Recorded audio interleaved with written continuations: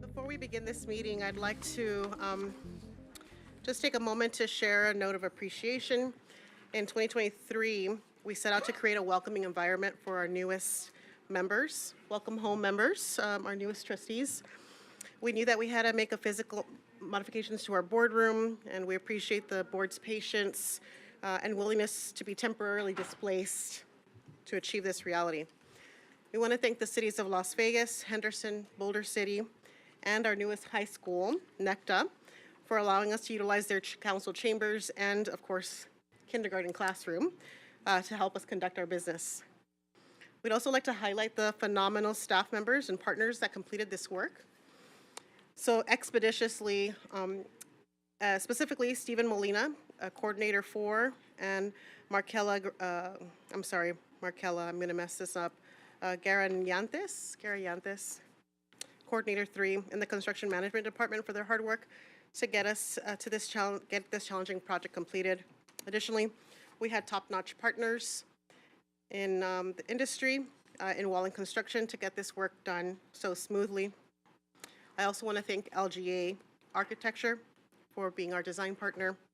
And lastly, finally, I'd like to thank Brandon McLaughlin, Assistant Superintendent of Facilities Services Unit, for their support and helping us refresh our boardroom. There's still some more work that needs to be done, and we acknowledge that and recognize that, but we have a tremendous opportunity in front of us today to welcome you to our new space. Very grateful. Thank you, Brandon and team, for your support and for helping us get here. And look forward to continuing to celebrate as more updates become available to our boardroom. Okay.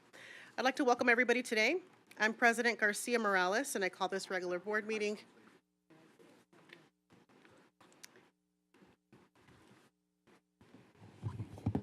All right. I'd like to welcome everyone today. I'm President Garcia Morales, and I call this regular board meeting of February 22nd, 2024 to order. The time is 5:02 p.m. I'd like to remind everybody to silence electronic devices. The Pledge of Allegiance will be led by Trustee Zamora. Trustee Zamora? Forgive me. And the presentation of colors will be led by Sunrise Mountain High School, ROTC, Major George Gomez, Cadet Captain Gabriel Barajas, Cadet Staff Sergeant Daniel Hernandez, Cadet Senior Airman Damian Vasquez Amon, and Colonel Daniel Lemon, retired United States Air Force instructor. Please stand.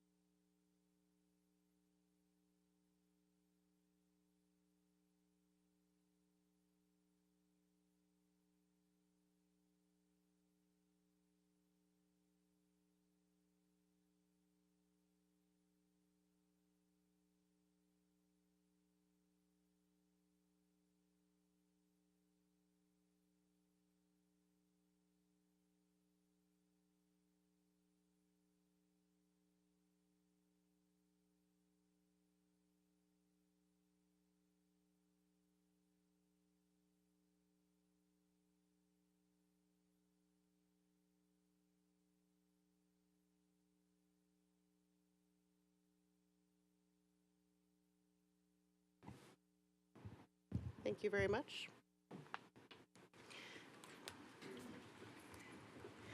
Thank you, Sunrise Mountain High School. Trustee Brooks will make the motion to approve the agenda. Thank you, Madam President, members of the board. I'd like to make a motion to adopt the agenda with the following changes. Additional reference material is provided for item 3.03, long-term planning, appointment of a superintendent. Thank you, Trustee Brooks. Trustee Guzman. I second that. Thank you, Trustee Guzman. Colleagues, we have a motion by Trustee Brooks, a second by Trustee Guzman. Please cast your vote. Forgive me, I want to check in with Trustee Williams in the air on the phone. Yes, Madam President, I'm here. Thank you. We are making a motion to adopt the agenda. Your vote, please. Aye. Thank you. Colleagues, that motion passes 7-0. Thank you very much. Now, we're going to move on to the consent agenda. Before I open this item, I'd like to invite anyone who has not completed a yellow public speaker card and would like to speak at this section of the agenda to please submit their yellow card at this time. Okay, otherwise we'll begin with the individuals who signed up in advance. No one signed up in advance. We do have one person who signed up with a yellow card, Mr. Mackey. Are you present? Okay, perfect. Come on up and we'll have you use this microphone here on your left.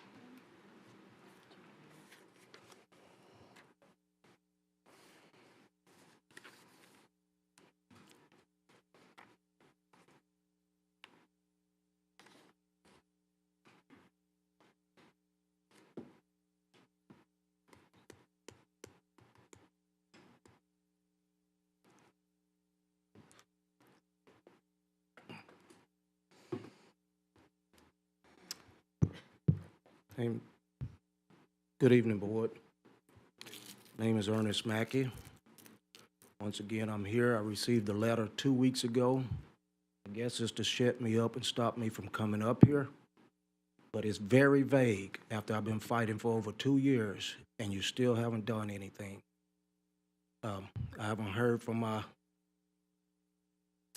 treasurer for our district, from our school, for over almost 6 months.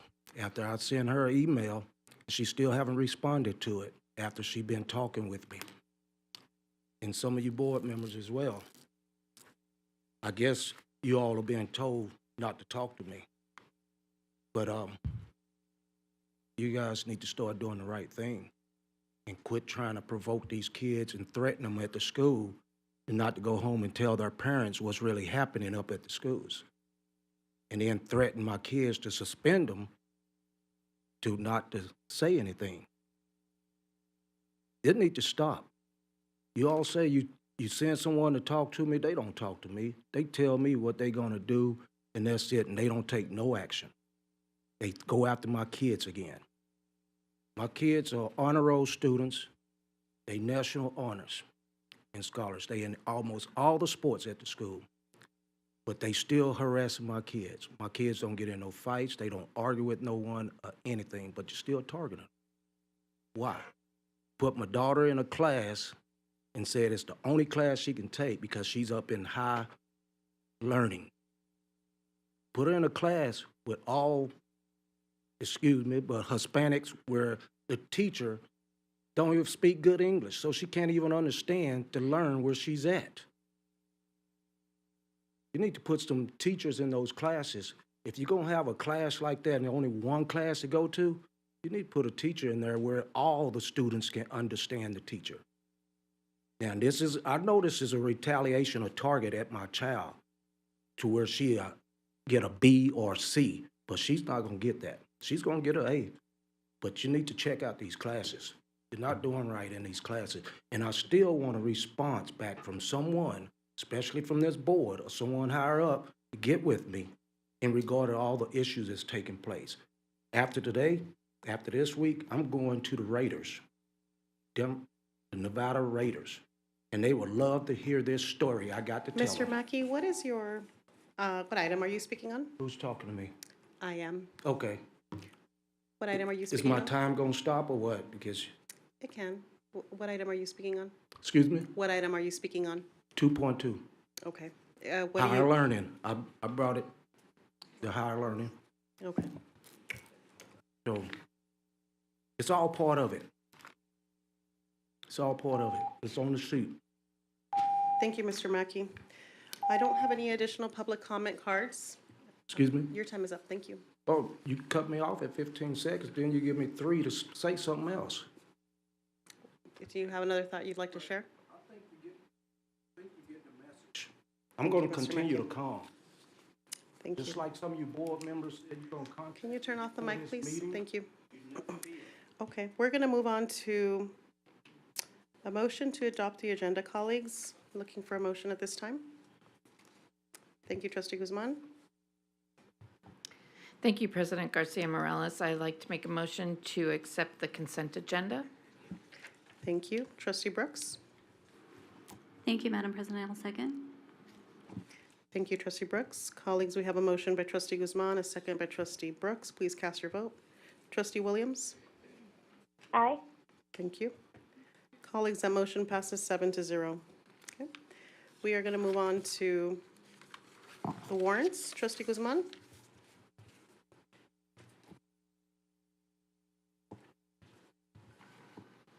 Thank you, President Garcia Morales. The ratified warrants as listed in the bills payable transmittal and board memorandum number 12-23-24 in the total amount of $133,911,570.26.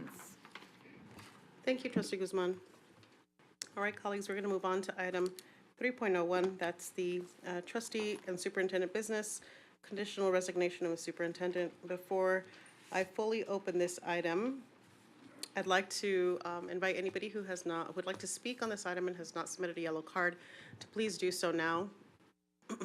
Once we begin taking public comments, we will no longer be able to accept public yellow cards.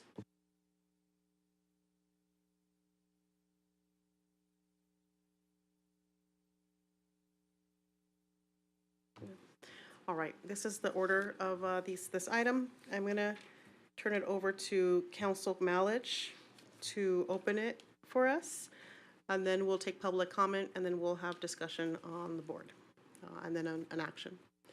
Council? Thank you, Madam President. On February 7th, the board directed me to negotiate alternative conditions for a termination for convenience of the superintendent. A termination for convenience under the existing terms of the superintendent's employment agreement would have obligated the board to compensate the superintendent for the remainder of his agreement, which amounts to approximately just under $1 million. The result of those negotiations is the superintendent's conditional counteroffer of resignation you now have before you, allowing for a one-time payment of $250,000 and removing the 90-day notice requirement. If the board does not approve this item, the superintendent will continue to serve as superintendent under the terms of the existing agreement, which does not expire until June 30th, 2026, absent further negotiations. Please note that there can be no discussion on termination for cause today, as that is not before the board. Thank you, Council. And before we fully begin, Mr. Bayless. Before we begin, thank you, Mr. Bayless, for that, because I want to remind the public that this is a public meeting, and public decorum, meeting decorum is, I will be ensuring that we have decorum. That means that there's no heckling of speakers, shouting from the audience, no personal cell phone calls in the boardroom. If you have to exit, please do so quietly. Please do not use. Please speak and address the board as a whole body, not individual board members or members of CCSD staff or members of the public. Speakers have to remain on topic, and no individual may yield their time to another individual. Any disruption of any disruption during this meeting may be a position, we may be in a position to have to ask you to leave. If we ask you to leave, there will be, and you don't leave, there will be additional movements to ensure that you do depart the room in a respectful manner so we can continue to conduct business. Okay. We're going to begin with individuals who signed up in advance, and we have Mr. Robert Coles, followed by Ms. Coles. Robert Coles. Come on up, Robert Coles, followed by Jim Frazee, and then Kelly Edgar. Thank you, Madam President, trustees. For the record, my name is Robert Coles. I guess it's been a minute since I've been here. I'm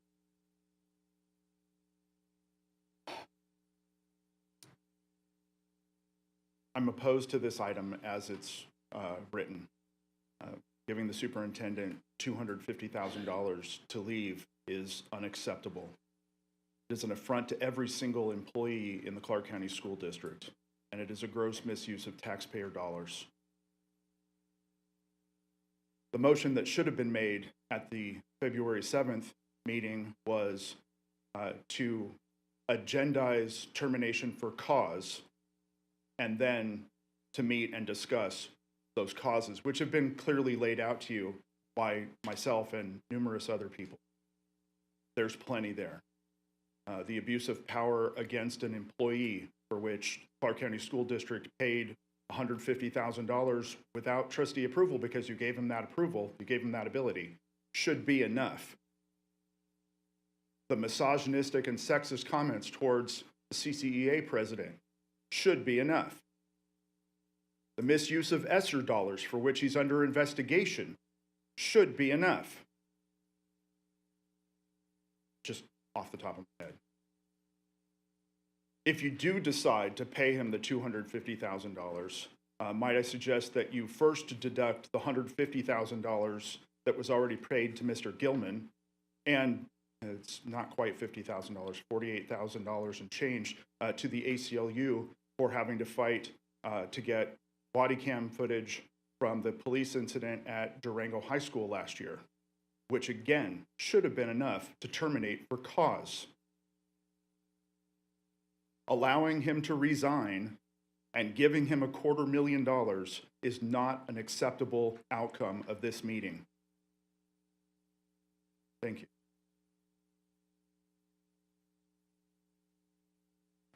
Mr. Frazee, followed by Kelly Edgar and Stephanie Valdez. Thank you, Madam President, distinguished trustees. For the record, my name is Jim Frazee. I have the honor of being an educator in Clark County. I also have the honor of being Vice President of CCEA. I want to echo Mr. Cole's remarks. I ask you to vote no on this. Termination for cause is the right course. In addition to what he said, let me add a couple things. How about a complete ignoring of the law when we did AB 469, the breakdown, the law to empower parents and educators and administrators in their local school zone, and the power grab that he took back from Central, where the State Department of Education called that into question. How about missing the deadline with the Interim Finance Committee to reward educators their contract that was finally settled in December, the PERS reimbursement, but somehow he and his staff again missed the date. I would like you to fight as hard for taxpayers, for our students, as you have been willing to fight against educators in our families. The sense of entitlement to leave with $250,000 to ask that is really amazing, and it sets a really bad example. Madam Chairman, I understand you were upset with the idea that we are blaming Superintendent Jara for all the troubles that are there. And I can tell you, nothing could be further from the truth. I don't blame him for all the troubles that we have in Clark County. I just simply know he's not the solution. And if he's not the solution, he shouldn't be in the job one day longer. I hope he called in sick today, because this is the second meeting he has not been in. I thank you for your time. Kelly, followed by Stephanie Valdez and then Autumn Tampa. Dr. Larson Mitchell, members of the board, my name is Kelly Edgar for the record. I am a parent of a student in District F, and I am a former Clark County School District teacher. My last day of employment for this district was January 8th, 2024. I am here to urge you not to give Jesus Jara a golden parachute. Let me remind you of all the damage he has done to this school district. 1 in 4 high school students are projected as proficient in reading and likely just as bad in math. But that's no surprise because he's driven thousands of teachers away from this district. Teachers like me, because of the hostile and toxic work environment he has created. I was having panic attacks before coming to class the last 2 years. But it's also no surprise because Jesus Jara was never a teacher. I'm gonna say that again. Jesus Jara was never a teacher, so he has no idea what it takes to improve student achievement. Not to mention, he has a lawsuit against him for slander. He is under federal investigation for misusing ESSER funds. In 2021, he made sure to surround himself with yes men. So he squandered millions in taxpayer dollars on giving significant raises to all his top staff members here, and millions more to pay for early retirements for over 100 administrators who didn't kiss his butt.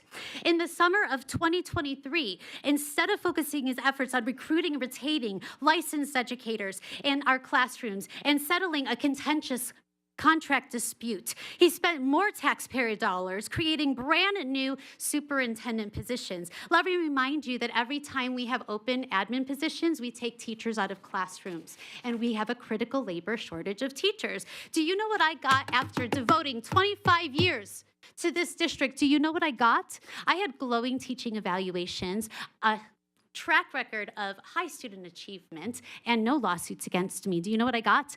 Nothing. Not even the back pay for the contract settlement, because I missed the arbitrary date by 23 days. I might get a couple $100 for my unused sick time, but that's all I get. But you know what? It's not even about the money. If you allow him to resign with this golden parachute, $250,000, he might pull the wool over the eyes of another school district, because they're going to think that he left Clark County School District in good standing, and that is absolutely not the case. He has destroyed lives and careers. He is a charlatan. He should be fired, and he should never be allowed to work in education again. Thank you for your time. Autumn Tampa, Stephanie Valdez, forgive me. Stephanie, followed by Autumn Tampa.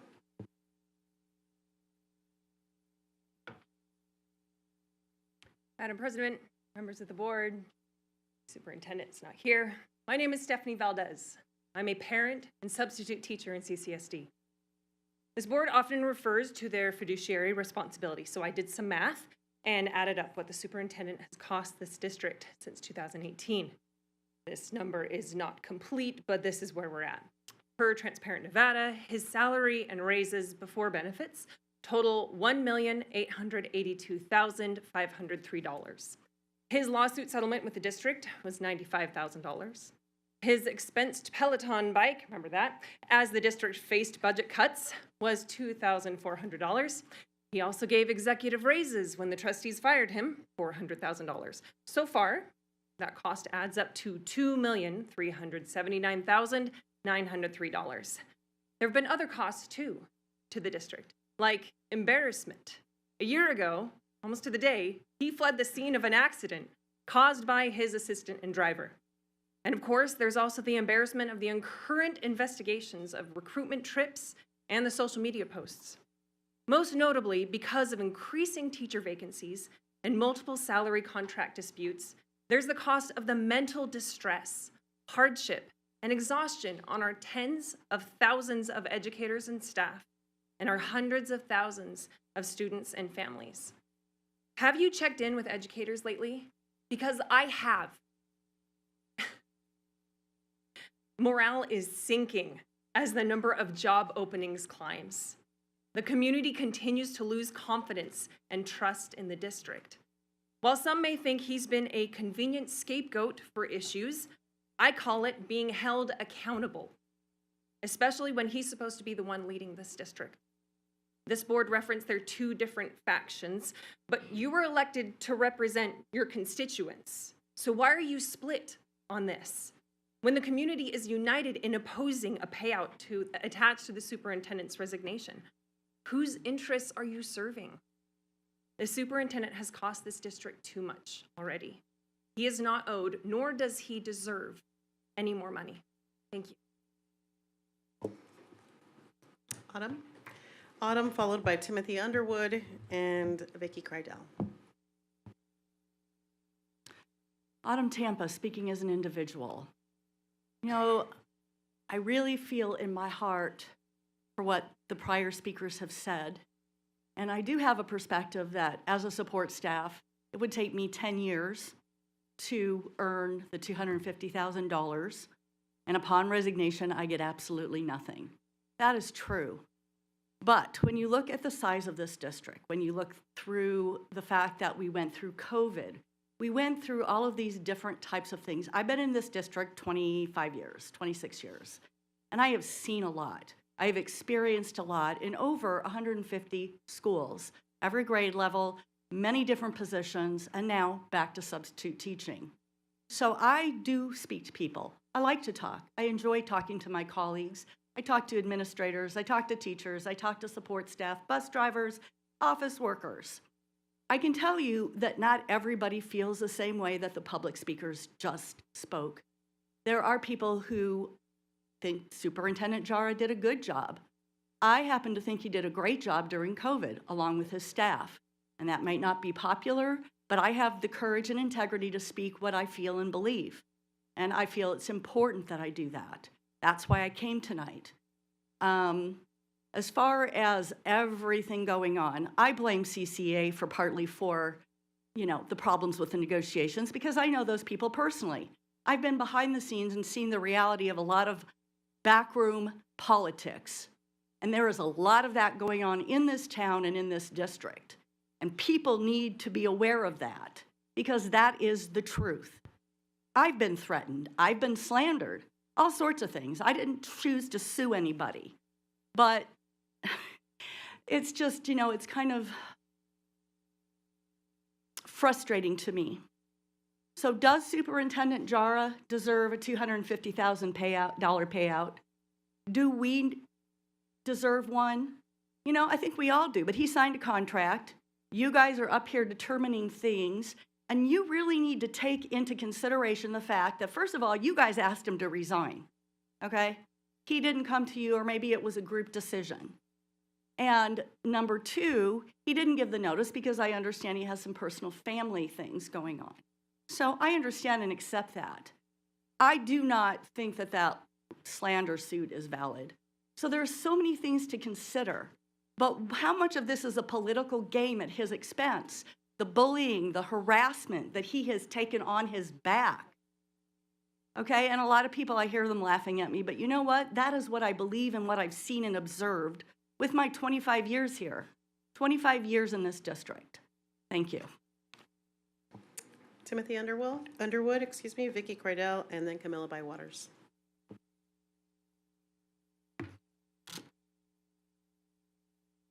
Thank you. Timothy Underwood, Senior Advisor to Moms for Liberty, Clark County. I've attended Clark County schools, CCSD schools since 1965. I have 2 children who went through the system too, and currently have 1 granddaughter in the district. With all due respect to the superintendent and to the school board who hired him, Jesus Hit and Run Hera does not deserve this half a golden parachute. A golden parachute is typically a reward for a chief of an operation for success during his tenure upon his resignation. That situation does not exist today. Instead, what we have in Clark County is what we have called the Hera effect. The metrics for educational quality and success indicate abysmal failure in reading and math. This we all know. Campus racial violence runs rampant across the district, where 10 black and brown boys killed a white boy, their fellow Rancho High School student. And Hera has the trustees only worrying about the segregation statistic and chasing federal dollars, which only serve to further bind our children with excessive rules and segregationist and transgender regulations. The Hera effect has fostered premature sexualization dictated by Harris school policy with his precious lewd librarians who have bought and placed hundreds of pornographic books in schools with pervasively vulgar graphic sex throughout them, and with lies about girls suddenly being able to become boys, so that now we have 317 impressionable school children on gender plans being supported to permanently damage their healthy sexual organs and breast tissue. No, these are not marks of a successful tenure of a school superintendent. These are the marks of a complete failure in educational excellence. Then we have former trustee Daniel Ford, God bless her progressive soul, who has spilled the beans on our conniving School Superintendent Jesus Hit and Run Hera with his trusted Lola Littlefinger Brooks running around manipulating you school board trustees like little puppets. Mr. Underwood, I won't have you reference either past board members or current board members. Too late. I began my FOIA investigation into CCSD looking for corruption, but did not know precisely where to focus. And holy cow, has Daniel Ford delivered on that end. Lola Littlefinger's game is up. The people of Clark County will not stand for this rank manipulation by conspiratorial bureaucrats and trustees. We insist on open government and accountable administrations, and it starts by taking this miscreant superintendent and denying him rewards for bringing harm to our school children. Vicki Krydell, Camilla Bywaters, and then James Bayless.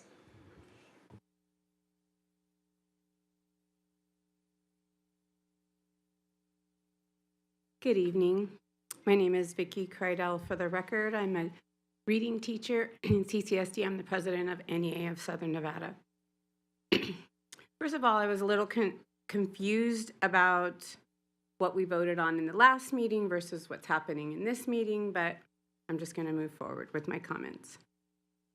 Your staff in CCSD have been watching a constant stream of people resign in recent years, sadly. I can't think of one instance where a person who wanted to resign was able to go in and negotiate any severance pay. And although I understand people wanting to just move on from this, I don't believe it's fair to treat this superintendent differently than any of us would be treated. Since shortly after Dr. Jara arrived, the student, staff, and the parents of this district have felt like we're on board a ship that's rapidly sinking. And the only ones bailing water for several years to the point of exhaustion are the staff members in the building. My question is, what has the captain of this sinking ship done to deserve a suitcase filled with money as he boards his lifeboat? I'll answer for you, nothing. I can't think of anything he's done for us that is deserving of such a reward. So please do not sink our ship any faster by giving our precious funding to him as a reward. He doesn't deserve it. If any other employee were resigning, we would get nothing. He should be treated the same as any of us. Thank you. Camilla, James Bayless, and Elizabeth Alder. Camila Bywaters, president of the Las Vegas Alliance of Black School Educators, chair for the National Action Network Education Committee, and co-chair for the National Association for Equal Justice in America. Vice president of LAVAPSI is Tracy Lewis. We have absolutely set a precedence here if this agenda item is passed. We are telling other employees, superintendents specifically, that they can come into the state of Nevada, provide poor results, and then negotiate these terms that are unlike any other terms that we've seen in our district. To give the superintendent $250,000 because of a few board members' desire to so-called, what they tell us, is that they came to him first. You've put us in a situation where now we're in a place of negotiation. Please vote no on this agenda item. There are different perspectives on this. Some people are happy, like, hey, just get rid of him and we'll move on. As we've seen, we have not had a great morale for our teachers since Superintendent Jara has been here. Now, I've been watching this Crabbill guy, okay? And I was highly disappointed that the person who provides all this training to our district was talking about peanut butter sandwiches in a training.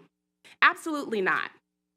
And I understand that there's a few of you on the board who really enjoy this Crabbill character, who is like the supreme king of professional development. And although I don't agree with most of what he's talking about, especially those sandwiches, one thing he did say is that you should listen to the community. I'm trying to meet you where you are. Listen to the community. The community has spoken. But here's what the real problem is that community, we continue to allow people who lie to us and tell us they're gonna be for the community when they're running for the seat, and then they get up here and switch. My trustee is Trustee Lola Brooks. I'm asking you to vote no on this agenda as your constituent. When you ran for these seats, you beg and plead for the community to vote for you, and then you get up here and don't listen to the community. What sense does that make? And then you pay thousands of dollars to a Crabbill and Chiefs for Chains cohort that have given us no results. Since some of you, again, subscribe to this professional development guy, he said in his trainings that you all have gone to, listen to the community.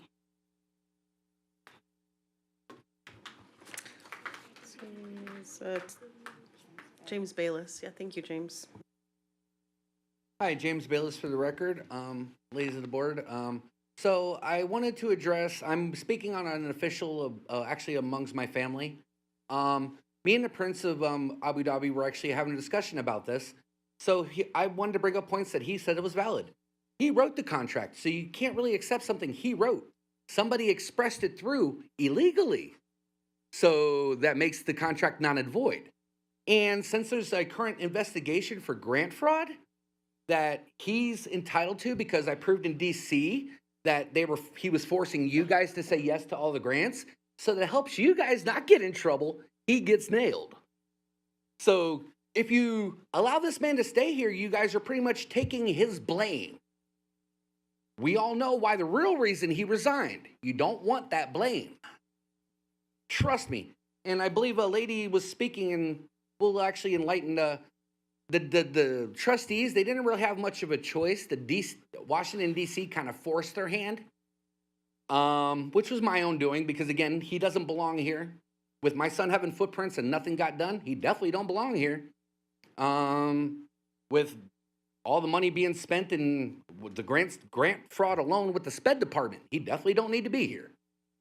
And as far as his contract, like I said, it was illegally done because he wrote it and somebody else expressed it through a week early and excluded the SPED kids, which was a violation of federal law in itself. So with a law being broken and he's currently under investigation, according to his contract, if he's under an investigation currently, he don't get a dime, according to his contract. And if I remember correctly, there's a federal lawsuit right now with his name sitting right on it, and it ain't for slander. So yeah, we've got all the criteria. This man don't get a contract for nothing, but he can go. Have a good day. Is Elizabeth Elder present?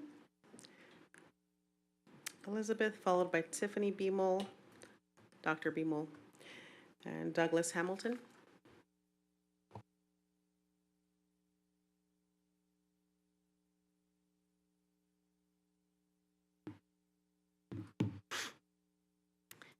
My name is Elizabeth Adler, and I am the ELL specialist at Sunrise Mountain High School, where I have worked for 14 years. I've been in the district 26 years. I also have learned how to pronounce every single one of my students and coworkers' names with respect and the way they want to be referred to. It is very important that we can learn how to pronounce people's names. And that's one thing that is part of my respect and moral fiber, that when educators and parents come here time after time, we can learn how to pronounce names correctly. I'm also a proud executive board member of CCEA. I first want to commend the board for the open dialogue among trustees at the February 7th work session regarding the resignation of Superintendent Hara. Again, we've been mispronouncing his name all of these years. I also applaud the board members who voted against accepting the terms set by the superintendent. I appreciate that. It was a step in the right direction. With that, I cannot accept offering him any dollar amount to go away. We were warned by one of his prior districts not to hire him, and we did it anyway. We have allowed him to make every excuse for every decision he has made since he's arrived in CCSD. Since his arrival, some board members have supported him. Some members have been silenced, and some have put on a public display unbecoming of any board representing the 5th largest district in the United States. We're headed in a new direction. We have an opportunity to show the community that you represent and serve that you do not pay anyone an exorbitant amount of money for not meeting goals, misappropriating district money from taxpayers and the federal government, and engaging in questionable moral and legal behavior. Please stop this practice of rewarding and monetizing failure. It doesn't show our children a good example, and that's what we're here to do. Dr. Hara has served this district, and he was compensated to do so. Please let him go as any other employee who resigns or gets fired does without any additional compensation. Thank you. Dr. Bimel? Douglas Hamilton? And then Shanice Salasam. Good evening, Dr. Tiffany Bimel for the record. It seems that there's a lot of confusion as to what's happening. There was a discussion last time we all met about transparency and communication and listening to your constituents. I don't think it was just lip service, but it does feel a little bit hurtful to think that one can hail themselves a champion one week and then go behind closed doors and become the villain so easily. Backdoor deals and shady shenanigans, I thought that was all done, but I guess we were very naive to believe that anything honest could actually be occurring with this situation. I hope it's not, but it feels so gross and underhanded and shady. There's just no way this can be real after all the social media espousing and backpatting that's been happening in the last 2 weeks. This bait and switch will go down in history. This is actually going to be talked about on the national news. This is madness. Again, I will point out my speech last time. If any other employee under contract with CCSD resigns, they do not get $250,000. If any other employee under contract with CCSD with multiple investigations, local, state, and federal pending quits, they do not get a golden parachute. Please do the job you were voted here to do. It's a difficult job. I don't envy you. That's why I don't run for school board. Vote no. You can fire with cause. Vote no on this bait and switch resignation. No more backdoor deals. The people of your jurisdictions deserve better than that. That's what you're here for. Thank you. Douglas Hamilton?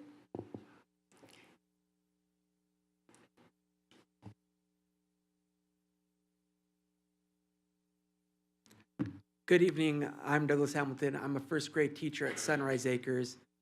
I'm here to speak tonight to express my dissatisfaction with the likely outcome of this item. Awarding the superintendent $250,000 communicates to the families, to the communities, and to our teachers that Dr. Jara has worked hard and that he is getting what he so richly deserves.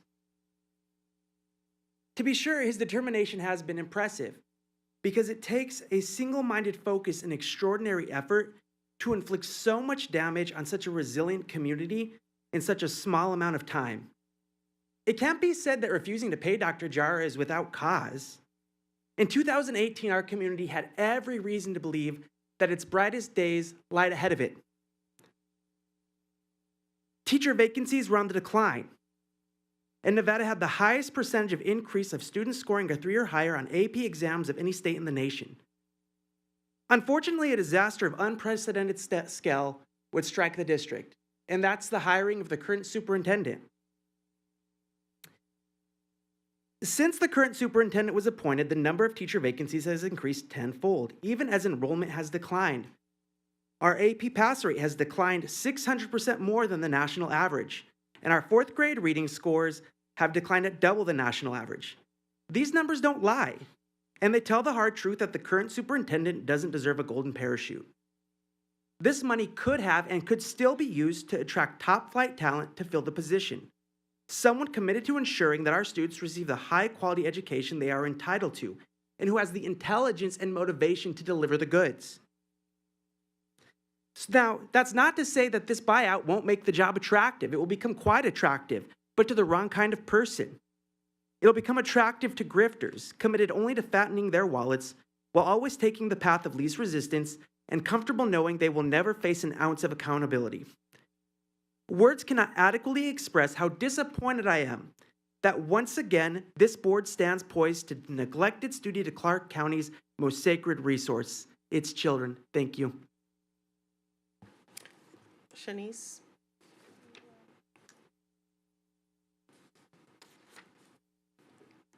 Hello. Shanze Aslam.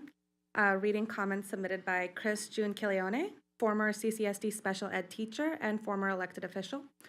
Excuse me, Shanice, forgive me, can you pause for time, please? Oh, sure, I'm sorry. Thank you. Forgive me, am I hearing you correctly? You're reading the public comment that was submitted by someone else? Yeah. I believe that we have a policy against that. That is under GP 11, and if you would like to provide public comment, you're welcome to. But given that this public comment has already been submitted in writing and we all have it, we are not able to speak on behalf of someone else or sign up for them. Can I read the same comments that they gave online and say that's on behalf of myself as well? We already have those comments. They are submitted in. Okay. Speak on behalf. Yeah.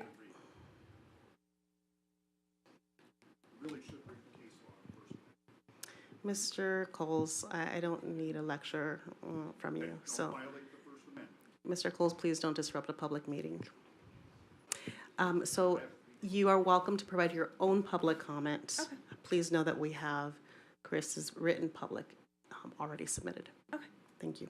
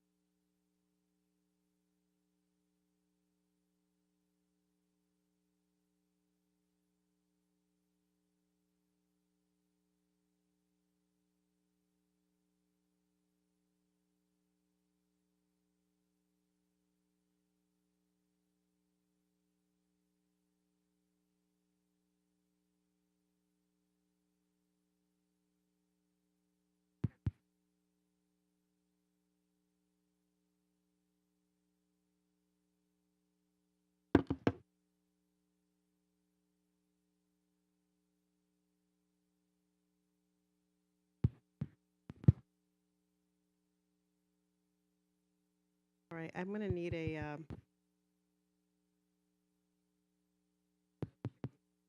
Hello. All right, thank you so much for your patience. Our system has rebooted and our team is working very hard to try to reset it. At this time, I think we want to wait for just a second, but I think we're almost ready.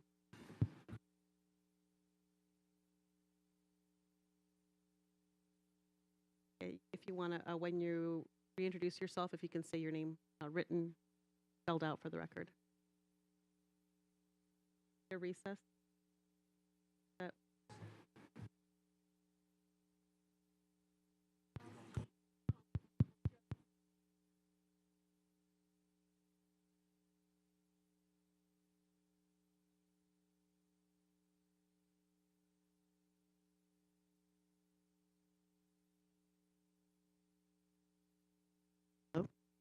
All right.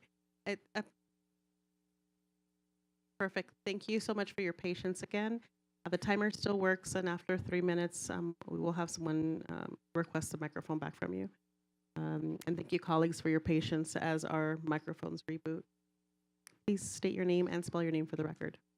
Shanze Aslam, Shanzeh, last name Aslam, I am a product of CCSD. I graduated back in 2011, and I went to UNLV. Agenda item 3.01 is written incorrectly. It states resignation for convenience. The motion made at the last board meeting was to terminate for convenience. This violates the intent and motion that was passed. If the February 7th minutes had been properly included, you would have a document to show you the agenda item is incorrect. Also, your backup mentions a compromise. Again, the motion passed was to negotiate, not compromise with Hara. Your board attorney should know better than to let or cause something like that happen. While I appreciate the attempt to provide Mr. Hara with the financial incentive to leave, he does not need to be paid off to do so. He hasn't earned nor deserves any additional compensation. That was what the community said loud and clear at the last board meeting. He should not be paid $250,000 because his behavior and abysmal leadership style caused this problem. It's not your job to advocate nor protect him from the public scrutiny or criticism. That money could hire several mental health professionals for our students. That money could be used for social workers. That money could be used for tutoring. One way or another, it could be spent on the students, which is your primary mission. Please correct the record and vote to accept the termination, not resignation, without any additional compensation. These decisions are difficult but necessary. You were elected to make tough decisions. Listen to your constituents and vote to accept the termination with no additional pay. Thank you. Thank you.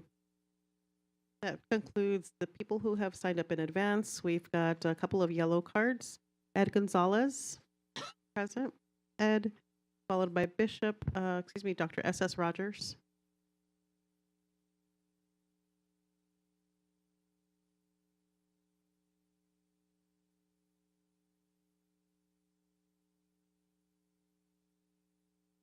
Thank you, Madam President, members of the board, Deputy Superintendent Larson Mitchell. For the record, my name is Ed Gonzalez. I'm the community member at the Hickey Elementary School organizational team. I am clearly speaking as an individual today.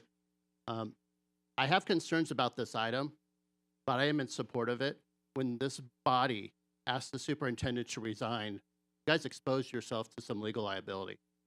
To sit here and say that you're going to not fire him for cause, which is not on the agenda, you'll most likely end up having to pay him $1 million. He will sue you. You will go to court. You'll pay his court fees. I'm not an attorney, but I'm almost certain that's what your attorney has probably told you, something in that regard. We talk about how much money we can spend. Am I a fan of the $250,000? No. I think you guys are getting lucky if you have somebody on $1 million contract, you're paying $250,000? You are. Because it could be a lot worse. He could have came back and said $500,000. For the last couple of weeks, when I talk to friends about the school district, the first question we ask is, who's running the school district right now? Because I don't even. And if you vote no, one, we'll be a laughingstock and we'll make nationwide news. Two, when you have a search for a superintendent, who will want to come here in this chaos? And three, we're going to have a longer time period where we don't know who's going to be superintendent, who's in charge. And I've heard people say, again, the idea of saying, what happens if an educator, a staff member, or a principal was put in this position? Let's talk about that for a second. If I was a person in the district who was asked to resign from the district, and I said no, right? And he said, well, we'll pay you off for the rest of the year, and then sat here and tried to fire me. If I was in union, I would go to my union, would probably be grieved. And so we're lucky in this aspect that it's only $250,000. You guys legally expose yourself to a certain extent. And so is this an ideal situation to pay him? No. But we talk about how much more money we're going to spend on costs if it goes over $1 million, over $1.5 million. There's a lot of money that can be spent on too. But the most important thing is that if you're ready to move on, we need to move on. This is the price. It could have been $500,000. It could have been more. Like I said, I have been a critic of the superintendent at times, and there are times where I agreed with him, especially when trying to open up school-based health clinics, that I've spoken in favor of, met with him. So I've had a hit and miss relationship with the superintendent. But as a resident of Henderson and as a constituent, apologize, Madam President, of Trustee Cavazos, I would ask her and this board to vote for this. It's time to move on. This could be worse. Not an ideal situation, but you know what? We got to get to the next step, and it's going to hurt the next step if we cause chaos. We won't get a good superintendent. And with that, I got 6 seconds left, and I will end my time. Thank you. Thank you. Thank you, Mr. Gonzalez. Okay. I believe, colleagues, our mics are back on, and I'm going to test them out. All right. Dr. S.S. Rogers, welcome. Test. I'm Bishop Dr. S.S. Rogers, teacher of the Greater Mount Sinai Missionary Recruiting Ministries, and cooperator and also the president of the Ministerial Alliance of Southern Nevada. I've been coming to these board meetings over 25 years.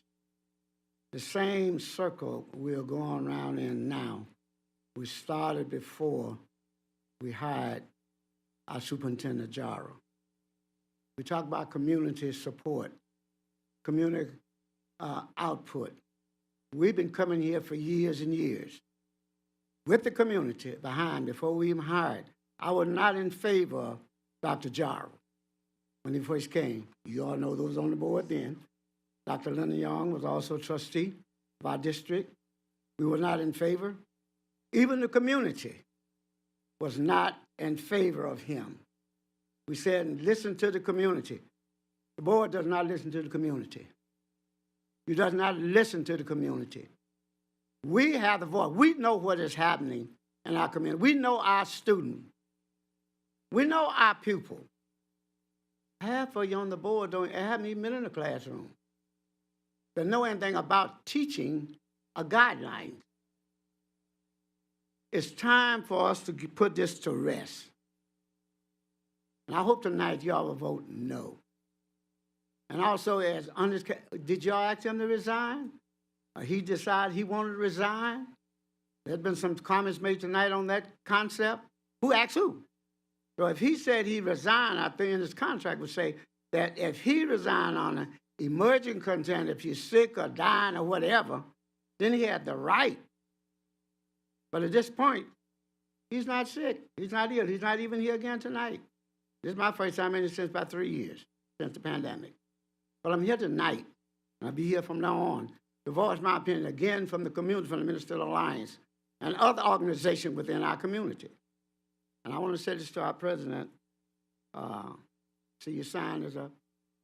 But I haven't heard anything from you from our district, supporting our district at all, zero. And I hope you will stand up, step up, and speak up, and do the thing that's right. Vote no. Is Gina Vadiglas here? Gina? Gina, followed by David Gomez.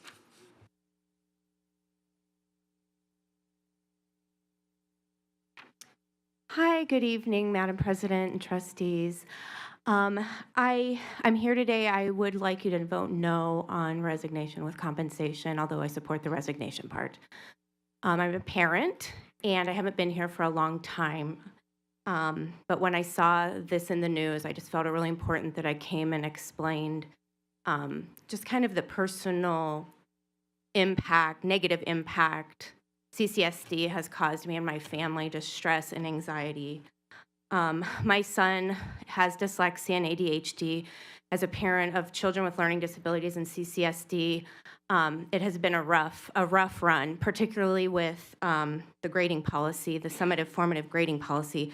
I did a lot of research on it years ago. Nobody listened to me, so I stopped. I couldn't do anything anymore. But this is the book that it's governed by, and if you read this, it kind of explains how it's for basically very homogeneous classrooms, very small classrooms where there's a lot of control to go back and forth with the students and make it work, but in my opinion, it just doesn't match with our demographic at CCSD.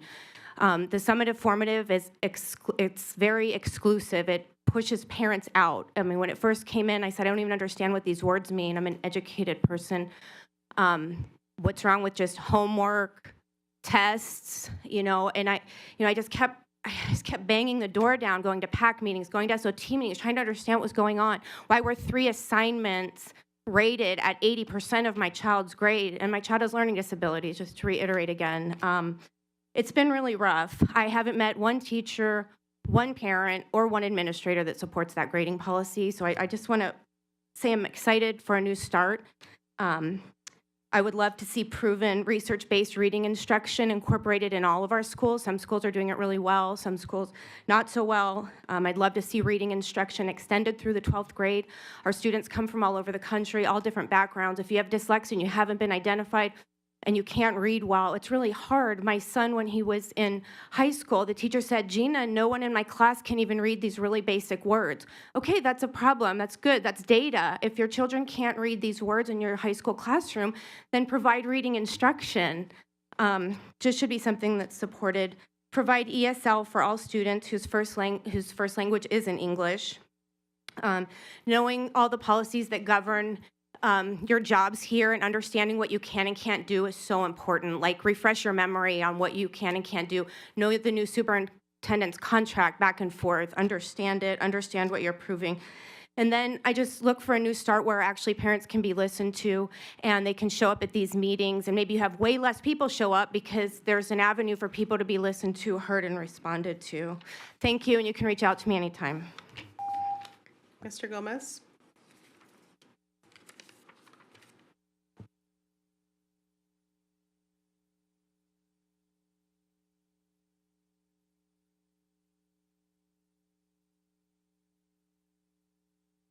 David Gomez, Nevada Peace Alliance president, former president with Marzette Lewis and Wake Up, former deputy director in LULAC with education, and a father of 7 children here in Clark County School District. Some are graduated, some are not. So I'm going to be here a very long time. But before I start, God, you are the only controller of all these things. Nobody controls nothing. If they oppose you, Lord, they will oppose anyone. You know, I come here every day on a daily basis. That's what I feel like. Like, every time there's a problem, I'm here. There's something going on, I'm here. Sex education in 2014, I'm here. Teachers' trust issues with them not getting paid, I was here. I don't know where they were, but I was here. And John Villadita was here too as well on that day, I remember. But I feel that these are narrative issues. And I'm looking at it, and you guys need to really look at this, because these are personal attacks. They personally attacked Mike Barton when he applied. They went after that man. So, you know, these are issues with people's narrative issues. Oh, they attacked my friend, I'm gonna attack him. When he first got here, I didn't want him here, and he knows that. I'm the one that received the letter from Orange County, Florida's credit union, and I'm the one that submitted it to everybody, but nobody listened. I agree with Ed Gonzalez. You know, this is a problem, and nobody really listens, and they just want to do what they want to do. Or they want to make themselves feel good because they obviously need someone's vote in here. So you're going to take the minority and overrule the majority? You know, that's how this is going to run? That's how you guys are going to do things? You know, and then when you have a group of people here that are on one agenda, one item, they are only targeted after him for that reason. That man knows I was after him on the first day, but he befriended me and he told me, listen, I'm here to help your children, help everybody else's children. I said, prove it to me. And he has been doing a lot of things that he's been proving to me. I'm not going to say everything he does is good. Everything he does is well. But paying him and letting him go and moving forward is going to help this district, because we're just stagnant here. We're like dirty, stale, smelly water just sitting here trying to fight over whether you're going to give somebody $250,000 or not. But we can talk about all the things that people have done in the district with directors having other people move into their position by weird relationships, and other people washing buses with their companies and their friends, or selling buses to us because they used to be somebody here. We don't talk about those things. We don't talk about a lot of those things. But we want to talk about Jara and what he did. That's one man, one issue that he's had with the whole district.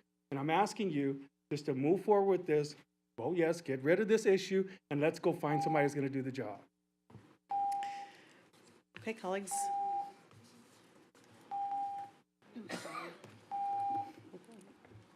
It's okay. Sorry.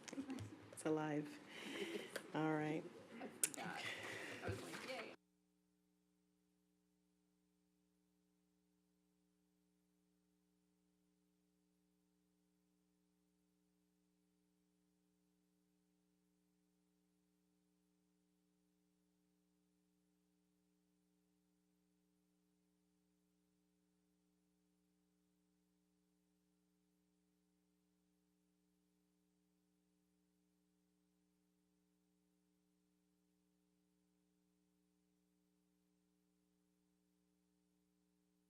colleagues. We are experiencing technical difficulties, but will not be deterred from moving this meeting forward.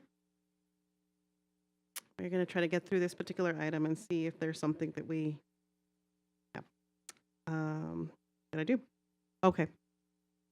So colleagues, thank you so much. At this time, I'm going to go ahead and I can't tell who is in the queue. I'd love for us to use hand-raising motions. I see Trustee Guzman and then Trustee Cavazos in the queue. Trustee Guzman. Thank you, President Garcia Morales. I want the community to know that they were heard. I feel like when we're looking at this item, I don't think we're looking at the way that Robert's Rules of Order are done. I was the one who made the motion at the last board meeting to move forward and to terminate for convenience based on the board agenda. I appreciate Ed Gonzalez remembering that.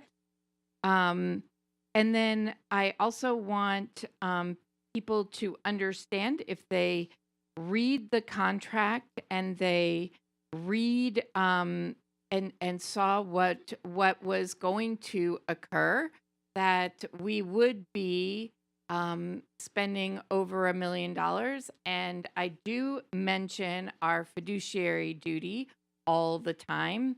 And so when we're looking at this item, we asked council to go back and negotiate. And if you are a part of the labor community, you know that when you are negotiating for someone who is going to be terminated, you as the labor person try to negotiate so that it's a resignation rather than a termination. So when you're taking a look at this, I want everyone to use their to have their eyes open and know that that we did not break open meeting law. We actually turned it over to council, and council handled it, and we saw what the terms were when you saw the terms. So, but also know that when you're looking at it, this is exactly what was passed on February 7th, what we asked for council to do. So I know that you're thinking that we aren't. We are. We are following the way that an agenda is constructed and Robert's Rules of Order. Thank you, President. Thank you, Trustee Guzman. Trustee Cavazos. Thank you, Madam President. So I'm not here tonight to denigrate anyone, including our superintendent. I'm here to address the process, and I'm speaking for the community. It's uncomfortable to get messages that use the terms shell game and bait and switch. It's very uncomfortable. So I would like to weigh in with council, and by the way, I appreciate Trustee Guzman's comments in addressing the process. I do need some clarification on behalf of the community that the item, and I did go back and watch the video because sometimes, your memory is not exactly correct. And the motion that was passed, which I voted against, was to terminate for convenience and to negotiate.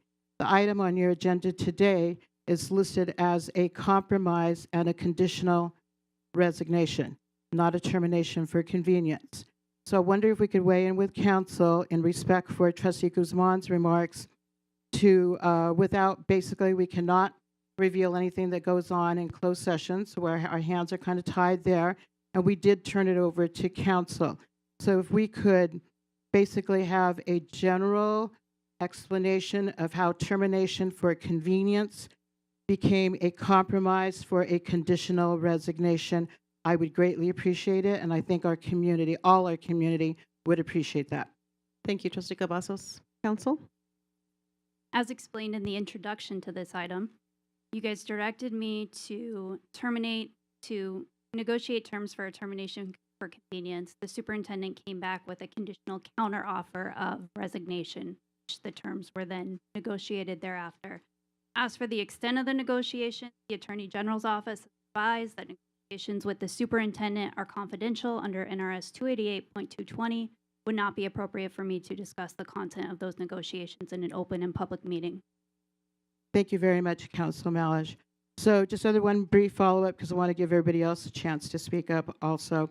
So just to be clear, we're not actually voting just, strictly on a payout. What we are voting on is a third amendment to the contract, and that is stated in the amendment, is stated in the agenda item. So I know a lot of people are concerned about the $250,000, but we are actually voting on a third amendment necessary to be added to the contract that the superintendent has asked for us to be able to pay him the $250,000.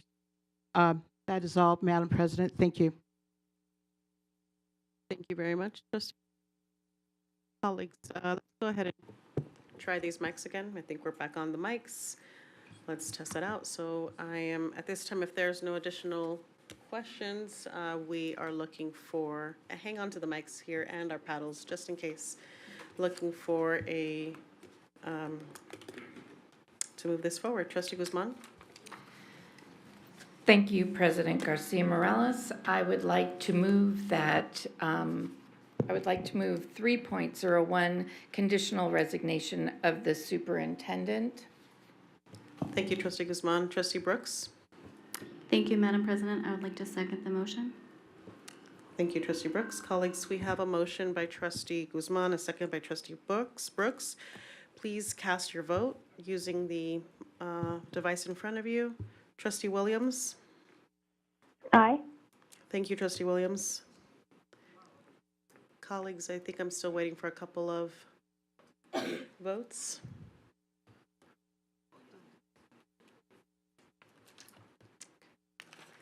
Thank you, colleagues. That motion passes 5-2. We're going to move on to item 3.02. This is an action item. And before we continue, I want to offer the public, if you have not had a chance to submit your yellow card for public comment, please do so now. We do have individuals who signed up in advance, and then a couple of yellow cards already. We don't see any more cards coming other than these. Thank you very much. I'm going to turn it over to council. Thank you, Madam President. SE 7 of the board's governance policies requires the superintendent to identify 2 executives who could readily step into the role of interim superintendent if necessary. With the vote on item 3.01 that just occurred, allowing the resignation of the superintendent effective tomorrow at 5 p.m., we will have no one with signatory authority to carry out the duties of the organization. As such, an interim appointment is needed to step into this role effective tomorrow at 5 p.m. and act in such capacity until further action by this board. Thank you, council. Okay, colleagues, I'm going to go ahead and move on to public comment with individuals who signed up in advance.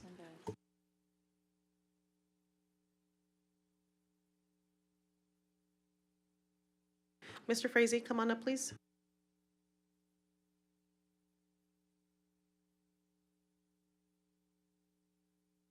Thank you, Madam President, distinguished trustees. No problem. Thank you, Madam President, distinguished trustees. For the record, my name is Jim Frazee, and I have the honor of being a teacher and the Vice President of CCA. I'd like to congratulate you for putting the term interim in this motion, because last meeting it was rather scary to think that 4 people were going to ram this through and choose the next superintendent of the 5th largest school district without input from the business community, from the community, parents, educators, and the voices from the city of Las Vegas, North Las Vegas, Henderson, and Clark County. And so far, it has appeared that this has been a closed meeting group of 4 people, and they decide the rules. Voices have been quieted more and more, and the very thought of just having someone in a meeting without a search in any way, shape, or form be appointed was horrifying. And I hope that you don't think that that's going to happen without a lot of output from the community. And it does not matter. It is not anything against Dr. Larson Mitchell or any of your other candidates. It is going forward what the process has got to be. We have to raise the bar, not lower it. We have to have a more qualified person. Transparent is a word thrown around a lot, but not really defined. We have to have an open meeting and a large gathering of interests from the community to have this seen and done, and have parents have faith in this community.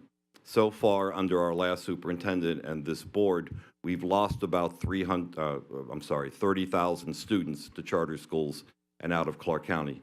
That has to end. Parents, educators, community members have to have faith in this process. I thank you for your time.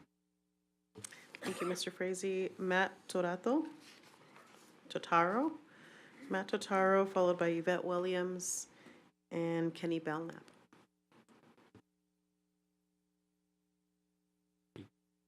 Madam President, members of the board, senior leadership of CCSD, my name is Matt Totaro. I think I do this right. I'm a 22-year veteran of CCSD. I teach at Northwest Career Tech, but I have over 31 years in the district as a student, as a volunteer, and as a teacher. My younger sister is a 19-year veteran, and my niece is a teacher at Cadwallader Middle School, so we're a CCSD family. I'd like to speak against this item. I'd like to talk about my experiences at Northwest going all the way back to 2018, so the last 6 years. First, there was the restorative justice policy. At our school, Northwest, we only had kids who maybe would vape in the bathrooms. That was the worst kind of behavior we had. That was it. Within a matter of months, we had fights. Within a matter of months, we had disrespect towards staff and teachers. The devious licks thing came in vogue, and we had kids ripping stuff out of the bathrooms. And we had behaviors that we never experienced before, ever at Northwest. And in my opinion, this led up to the tragedy that happened at El Dorado High School in 2022. If you give children and you give teenagers an inch, they'll take a mile. And that's exactly what happened with the restorative justice policy. Next came the open enrollment policy, right? Allowing any kid who wanted to apply to a CTA or a magnet school to come in and to apply. So it was a lowering of the behavioral standards and lowering of the academic standards. So we had a majority of our kids originally at Northwest who truly wanted to be there. They wanted to be in culinary. They wanted to be in mech tech. And then over the last 3-4 years, it's mostly kids whose parents want them to be there. And again, it's led to more disengagement in the school, right? And less academic engagement in the classroom, and more behavior. Right? Then came the grade reform, 50% minimum F. Then came allowing kids to do summative grades again and again and again. I truly had kids who would do no formative work. They did nothing, but they were smart. They were teenagers. They knew how to work the system. So they did no formative work. They got D's on the test. They got D's on the semester exam, but they passed. They really didn't demonstrate that they did any work or understood anything. They were just smart. They worked the system. And just to show you just some statistics. So our ACT scores, our composite ACT scores in Nevada are 17.2. We're the lowest in the nation. Right? We scored lower than Alabama, Kentucky, Louisiana, and Mississippi, the other states who had 100% participation in that program.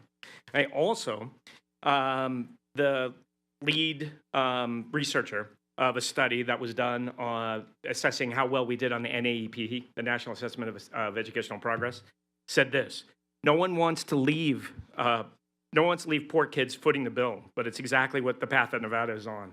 So if you look at Clark County specifically, we had the largest losses in the state, right, after COVID, largest losses.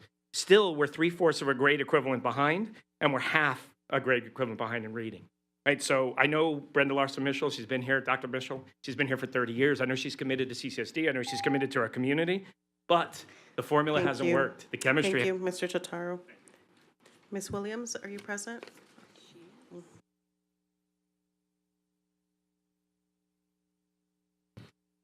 Good evening, Madam Chair, and all of our trustees. Yvette Williams, Chair of the Clark County Black Caucus. I am coming up first to just remind you all of the position that we took at the last board meeting around the interim superintendent. That position has not changed. We still feel that an interim superintendent should be someone that is not seeking superintendent, both because it's an unfair to the person who may be serving as interim and not really having an opportunity to prove themselves and in a couple of months. And so in fairness to that process. The other thing that the reason I'm up here today is because it's very concerning. I know it's corporate policy kind of to have a CFO step in and run a corporation, but this is an educational system that you would be responsible for. And given that our CFO does not have educational experience, I'm concerned about that, second name on the list. We did invite the board to for suggestions on other names, other individuals that could serve as interim, whether they were past superintendents, or maybe could come back, or other individuals. So I don't know what the trustees have done in your private time, but we will support whoever the interim superintendent is, because that's our responsibility to our students to make sure that we are working as partners, and so we will do that, whatever decision you make today. We just hope and pray that you will have an open process in this selection of our next superintendent, that community will have an opportunity to weigh in and have their voice heard and their opinions heard. And a lot of us took this very seriously last go-round and participated in every meeting. So I hope we have that opportunity again. And before my time is up, I just want to invite you all in the community on Monday to watch the African American History Challenge on PBS Channel 10. We do that annually, and it's a great opportunity to learn a little Black history. Good night. Kenny. After Kenny, we have Autumn Tampa and Vicky Krydell.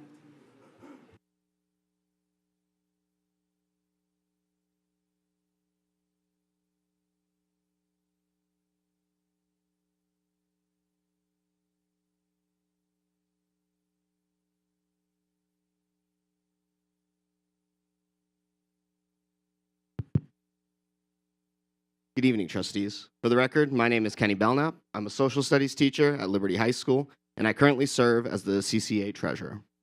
CCSD is heading in the wrong direction, and the whole community sees it. Whether it's the several scandals that are dominating the headlines, the rock-bottom employee morale, or worst of all, the abysmal academic results that we've seen consistently seen under the JARA and BLM administration.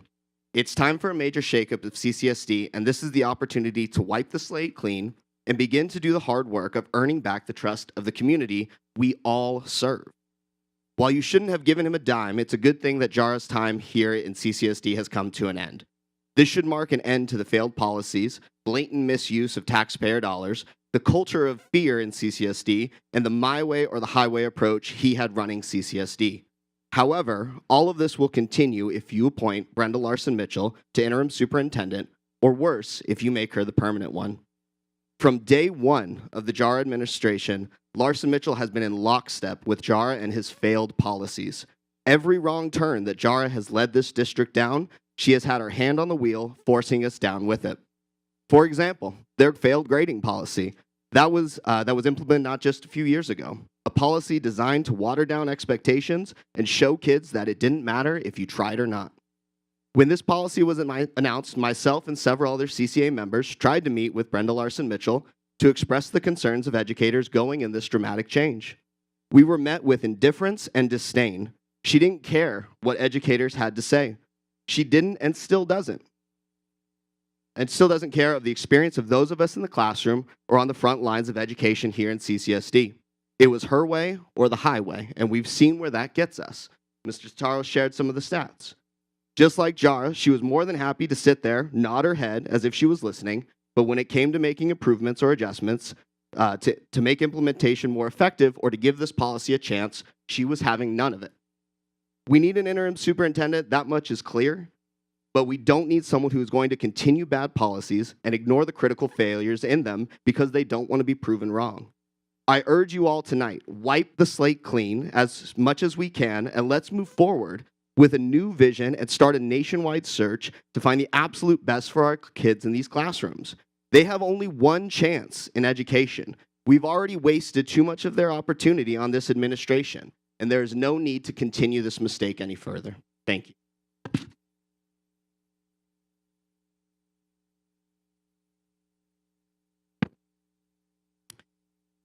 Autumn Tampa. Autumn followed by Vicky Cradell, and then Aramis Bacalado. Let's hope I use this right. Autumn Tampa, speaking as an individual. I have the utmost respect for Deputy Superintendent Brendan Larson Mitchell and Chief Financial Officer Jason Gowdy. Since I've been coming to school board meetings for 15 years now, I've had interactions at the school board meetings with both of them. I've had questions or problems and reached out to them. They have both treated me with respect, given me answers, given me time. So that's my personal experience with both. I see no problem with either one of them being. I would probably support Brenda Larson Mitchell a little bit more because of her past experience in the district. I've seen her advocating at legislative hearings for the children, especially our ELL students. And I've seen her do presentations here. I've seen Mr. Gowdy give presentations also. But I think I don't have a problem with someone who's been with Superintendent Jara being interim.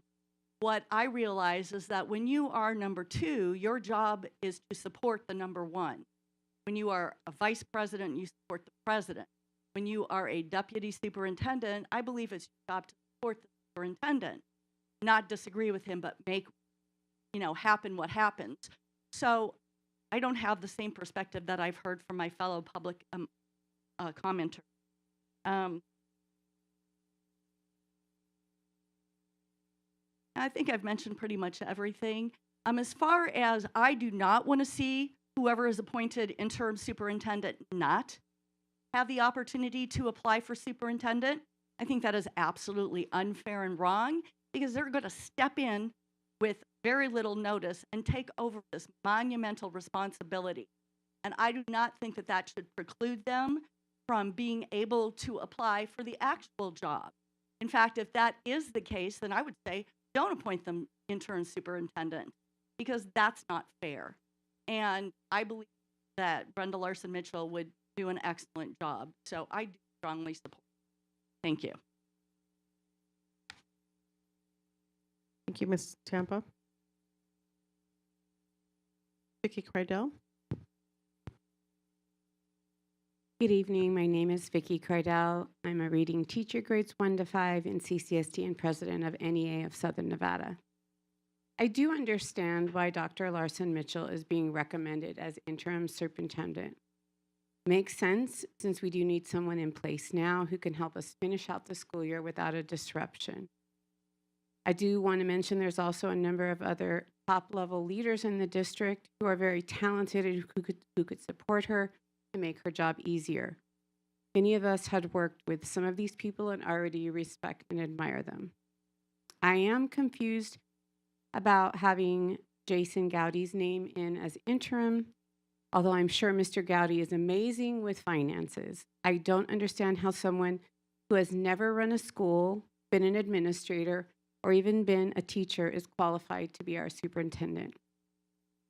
So we just want to give our support for Dr. Larson Mitchell as interim, and we will be continuing to come to board meetings and advocating for students and educators in the district. Thank you.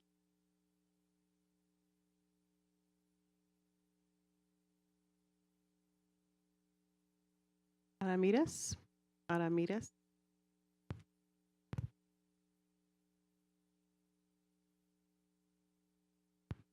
Followed by Jessica Jones. Good evening, everyone. My name is Aramis Bacallao. I'm a teacher at Becker Middle School. This is my 8th year in the district, and I came to the district with 30 years of experience, so this is my 38th year as an educator. I want to share with you something that I talk to my students all the time about. I tell my students that failure is part of success. To think that you're going to accomplish something instantly just isn't really very realistic. We have to understand that on the road to success, we may fail, and we may fail many times. There's no shame in that. I think we need to understand that we, and by that I mean you, have failed. There's no shame in that. We need to start over. I repeat, we have failed. You do not have the support of the community. You do not have the support of the teachers. And as other people have mentioned here, I did not make the last meeting. I had another commitment, but the meeting before that, I was here and I waited to speak and I listened for about an hour to those gentlemen that were wherever they were in the interwebs. It was about the governance policy and about how you have to listen to the community. You have to listen to teachers. You have to listen to parents. We want what's best for children. Something has gone horribly wrong, and we have failed. I think it's interesting that in the upcoming elections in November, I think several board members maybe are up for election again, re-election. I think we need to kind of look in the mirror and maybe decide to step away. You have lost the faith and the trust of the community, and we need to start over. I'm very heartened to see new members on the board. It's unfortunate that they're not voting members, but going forward, maybe that can change. I did understand at that meeting that a motion had been passed to silence them, and this just doesn't make sense to me. As was said at that meeting, in a way, you're nobody. You're just our representatives. You speak for us, and we have spoken. Yes, I have seen some people here saying that, whoever's doing a good job and they're great, but the majority, the vast majority are saying you have failed. We need a change in direction. There's no shame in that. You need to step away, and we need to start anew. Thank you. Jessica Jones, followed by Camilla Bywaters and James Bayless. Sorry, I have a cold.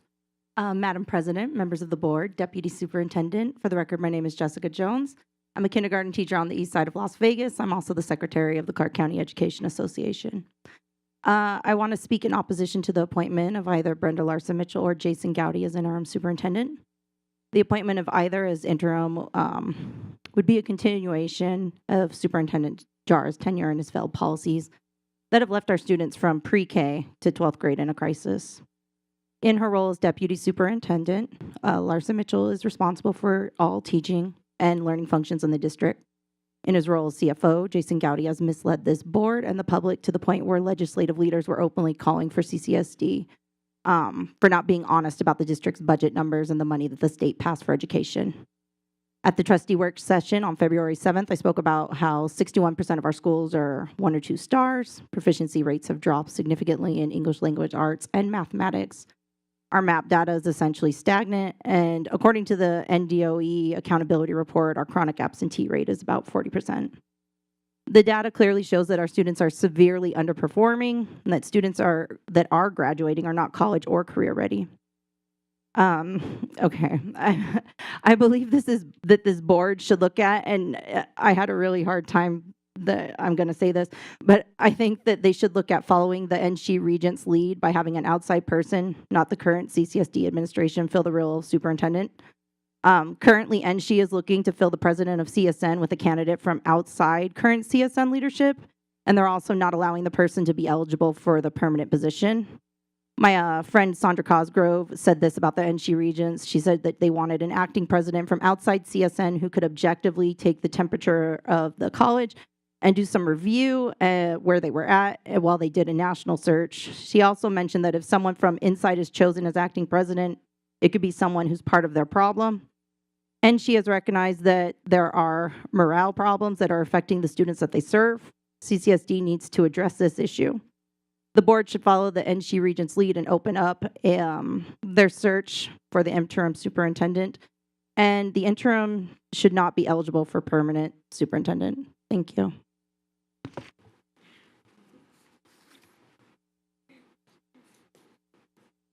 Camilla?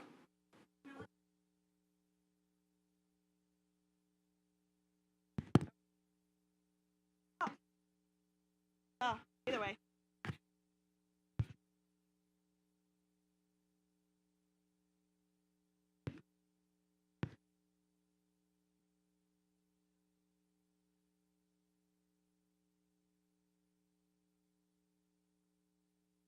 Camila Bywaters, President of the Las Vegas Alliance of Black School Educators, Chair for the National Action Network Education Committee.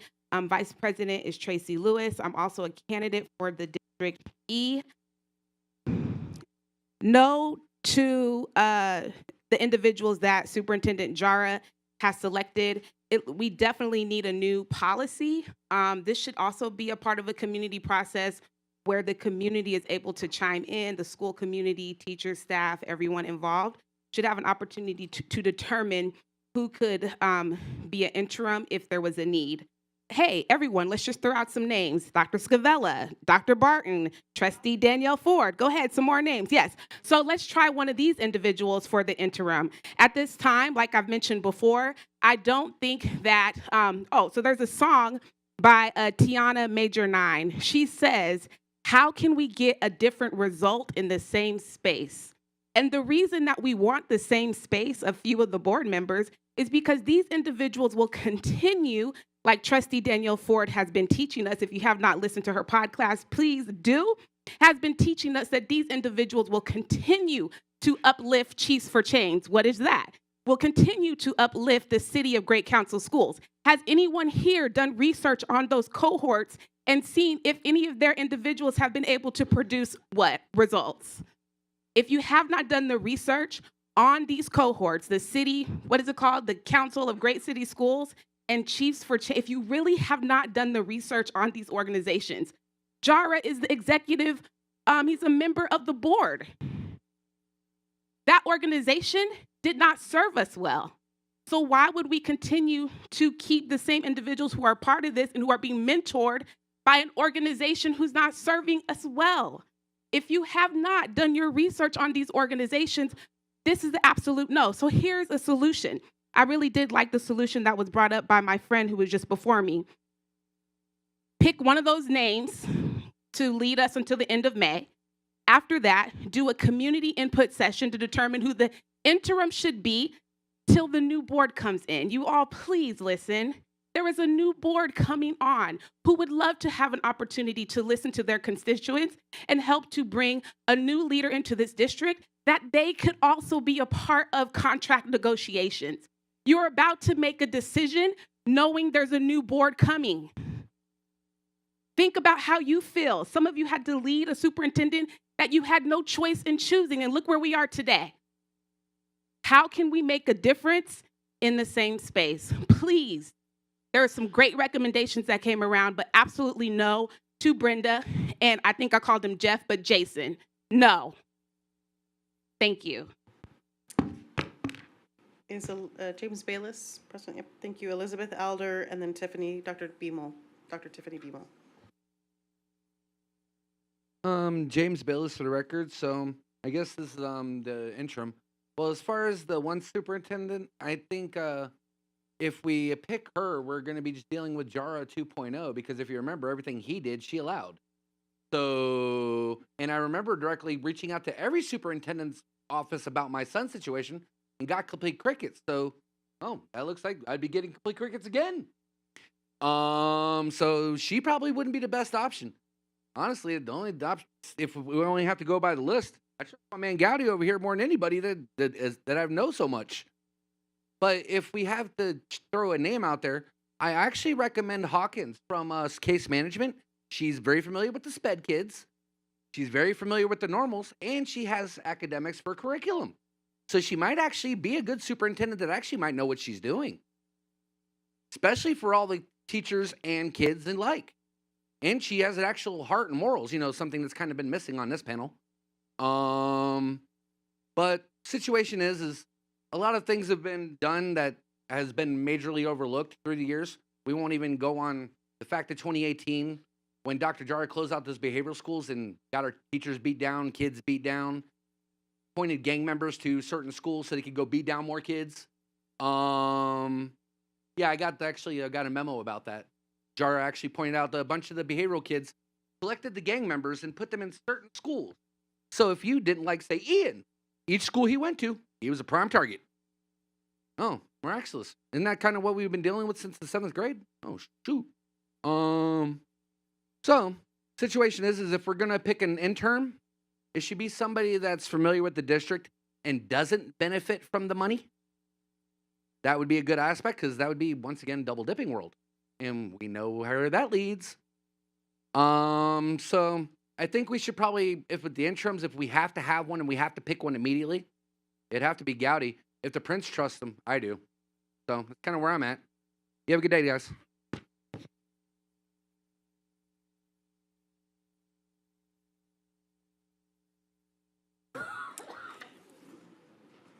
Elizabeth Elder. And then Dr. Tiffany Beamel. Hello again. My name is Elizabeth Adler. I'm the ELL specialist at Sunrise Mountain High School and a proud executive board member of CCEA. I'd like to speak in opposition to either of the two candidates seeking appointment as interim superintendent. In my time as an educator in CCSD, I've seen a trend towards promoting in CCSD based on longevity rather than performance. What I've actually heard an administrator say is he or she will be promoted because it's their turn and not on demonstration of achievement and excellence. Many of our administrators have worked for years and honed their skills in the classroom, mastering their craft and making the decision to move from the classroom to administrator, which is no easy transition. Some are very successful and some are not. We are fortunate to have the opportunity in CCSD to advance in many roles in our tenure in this district. That being said, at times promoting from within are the best choice. We have a unique district with challenges and opportunities. Sometimes the qualified candidates from within have been in CCSD for so long that they cannot see solutions outside our massive, shiny fishbowl in the desert. The process of hiring a new superintendent is a long and arduous process, and we often do not find all the qualifications we're looking for. And yet, in the end, a selection must be made. What I'd like to point out is sometimes we need someone who will come in and make change. Change is not always popular or welcome, but when our children are not demonstrating growth, cannot read or write on grade level, or even 1 or 2 years below grade level, are not prepared after graduation to find gainful employment, balance a budget, communicate effectively in English or in their native language, we need to shake up the current way we're doing things. In 1985, when I was entering the 10th grade, I was 15 years old, my family moved from Wisconsin to New Mexico.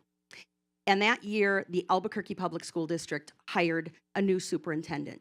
My parents are both educators and retired from CCSD. My mother as a pre-K bilingual teacher at Fay Heron, and my father as a special education teacher who later became an administrator and served at Rancho, Peterson Behavior, and the head of the Homebound program. So I have an extensive background in pre-K through 12, bilingual, special ed, everything. So her name was Lillian Barna. She came in with a commitment to serve the district for 3 years. She said she was there to make changes. She said she was going to clean house where it was needed. She was going to restructure where it was needed, make budget cuts, put the money where it would best impact students, and leave the district better and more academically and fiscally responsible than when she arrived. She made the commitment, and she honored that commitment, and she left 3 years later. People called her the Iron Lady because they did not like her. What I would ask is that you consider what your goal is in appointing an interim and moving forward in the search process and goals for hiring a new superintendent. Dr. Remo, followed by Shanse.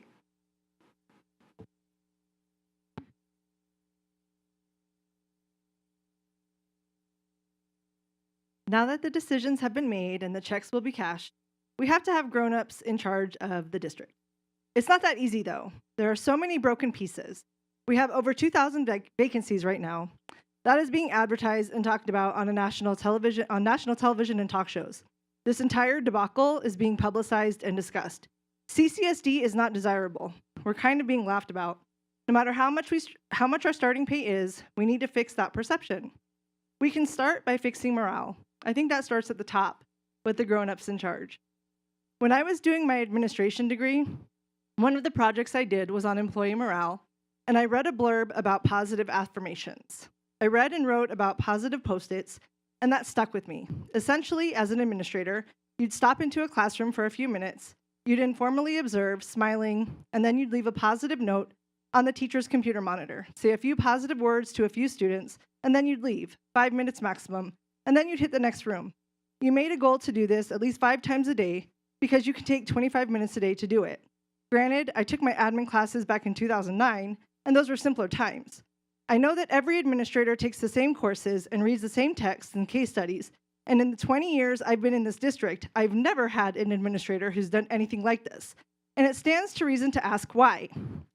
Temperature checks are important. Checking in with your staff is important. Maybe the district needs to do this right now, in this crucial time. February is known collectively in our field as Burnout Month.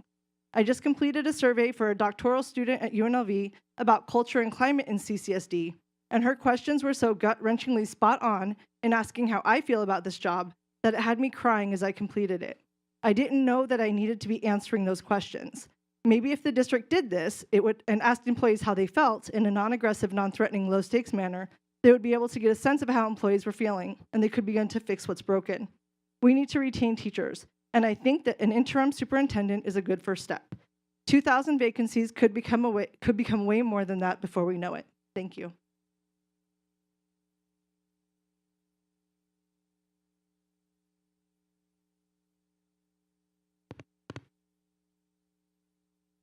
Thank you. Before I begin, I do want to state that I did check the bylaws while I was seated, and I do have express written consent to read the comments of Chris June Kilione, and that is included in the rules. So may I do so? Please submit the consent, the written consent, after your public comment. Thank Perfect. you. My name is Shanze Aslam, once again, reading for June Kilione, who is a former CCSD special ed teacher and former elected official. While I appreciate the addition of the term interim on the agenda for superintendent, the item as written leads to a foregone conclusion that Larson, Mitchell, or Gowdy will be put in that place. A backup letter mysteriously appears now, dated February 6th, that in case of an emergency, Hara suggested these 2 individuals. First, this has not been declared nor needs to be treated as an emergency. Second, why wasn't that letter in the backup for the February 7th board meeting? Third, the public wanted a more open process, but this is ignored. Neither of the current selected individuals has the ability to lead this district while a public search occurs. You've had 2 weeks to put together a public forum to seek input for ideas on who to select and what skill set is needed for an intern. You can look at a retired or former administrators or even a business person rather than someone from Hara's bench. His cabinet have walked lockstep like lemmings and offer no healing nor solutions while a superintendent is selected. Please do not continue adding to the dysfunction and problems. Do not appoint an interim and instead ask for nominees from the public and vet them. Further, whomever is selected should not be permitted to apply for the permanent position. Finally, the item noted for discussion going forward for a search of the new superintendent simply has board policy G3 noted in the backup. There is no reference to a public selection process. It must be public, and prior to moving forward, there must be an attempt to ask staff what they'd like to see in a superintendent, alongside with listening to staff as to what's working and what isn't in the district. An analysis needs to be conducted for the climate and culture of our schools. Once again, these decisions are difficult but necessary. You were elected to make tough decisions, listen to your constituents, delay selecting an interim, and reach out to the public for people willing to serve and take the steps necessary to an open public selection process. Thank you. Ed Gonzalez, followed by Dr. S.S. Rogers and David Gomez.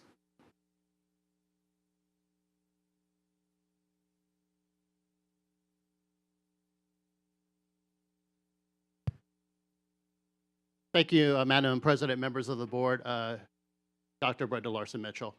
For the record, my name is Ed Gonzalez. I didn't have much to speak on this item, but as I hear more comments, I feel like I should talk more, so I apologize for that. The reason I originally came up here was you have two names for interim superintendent. I think the question the body should have once you get into conversation is if you think the person who's an interim should be able to apply for the permanent position. I know originally this morning I thought it might be an unfair advantage, but that's really a conversation between the body. Do you think if somebody's in that position that they would have an unfair advantage? We have seen in the past that interim superintendents have become superintendent. We had Pat Skorkowski, who was an interim superintendent, who became a permanent superintendent without a national search. We had, and I apologize, I may say the name wrong, Walt Rolfels, who was a CFO and an interim superintendent who became a superintendent as well. And so the idea that you could have Dr. Larson-Mitchell, who I don't know, and the only conversations I've had have been at this podium, she's an appropriate choice as the number two. And while I don't always agree with Jason Gowdy, he is an appropriate choice as well, but it depends what you want to do. I have been, when I was in school in California, we have had interim where it has been the financial officer just to keep things going, if that's the idea of this body. I think when I hear people come up here and say, well, I don't like either of these people, well, what's your option? I mean, signing authority is going to disappear, and then what's going to happen next? It's going to cause even more chaos, just like if you didn't approve the previous item. Now, I asked a couple of friends who I think would be competent if they want to be an interim who are retired. And I just asked them to see, what do you think? And I can tell you, they still haven't stopped laughing at me because nobody wants to get into this position. And I understand that. I mean, when I saw the emails, I'm going to be honest. I feel for Dr. Brenda Larson-Mitchell or Jason Gowdy if they want to step into this.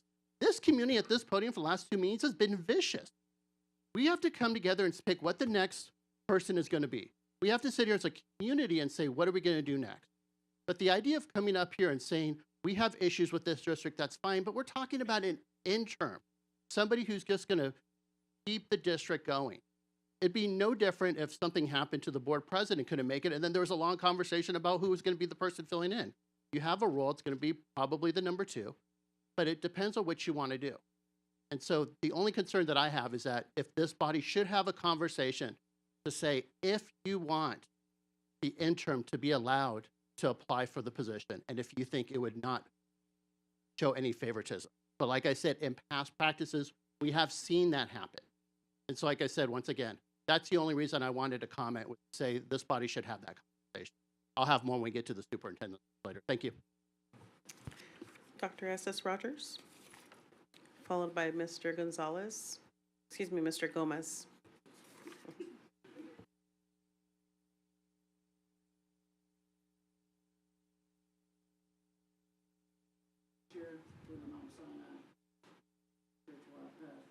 Allow us one moment. I believe the mic is off. Dr. S.S. Rogers, thank you. Make sure that you're hooked up and we've stopped your time. That I'm the president of the Minnesota Alliance of Association of Southern Nevada. On this issue, I'm not in agreeing with that. Not that I have anything against either of these individuals, but on the tutelage of Dr. Mitchell, under Dr. Jara, I just want to read something biblically. Luke chapter 12, verse 1 to verse 5.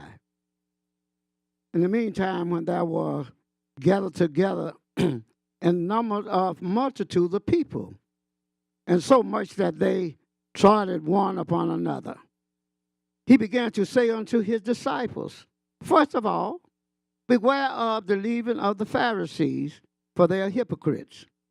For there is nothing covered that shall not be revealed, nothing hid that shall not be known. It's going to be known. Therefore, whatsoever ye have spoken in darkness shall be heard in the light, and that which is have been spoken in ears in the closet shall be proclaimed upon the housetop. I say unto you, my friends, be not afraid of them that kill the body, and after that have nothing they can do. But I will forewarn you who ye shall fear. Fear him which after he has killed has power to cast into hell. Yea, I say unto you, fear him. And that reference to that is, I understand the situation, the legality of Dr. Mitchell being under his tutelage, but if he ain't doing right, we're for right, am I right? We're here for right. We're here to teach our children structure how to do what is right. If a person not done what is right, then we should call that person incontinent. I know Dr. Mitchell what she have to do, but if Dr. Jar was going in the wrong direction, you should have pulled his coattail. Said, Doc, it's not the right direction for our children, not for our community, not for parents either. So don't be afraid of him or them. You better think about Jesus the Christ. David Gomez and Isaac, Councilman Baron.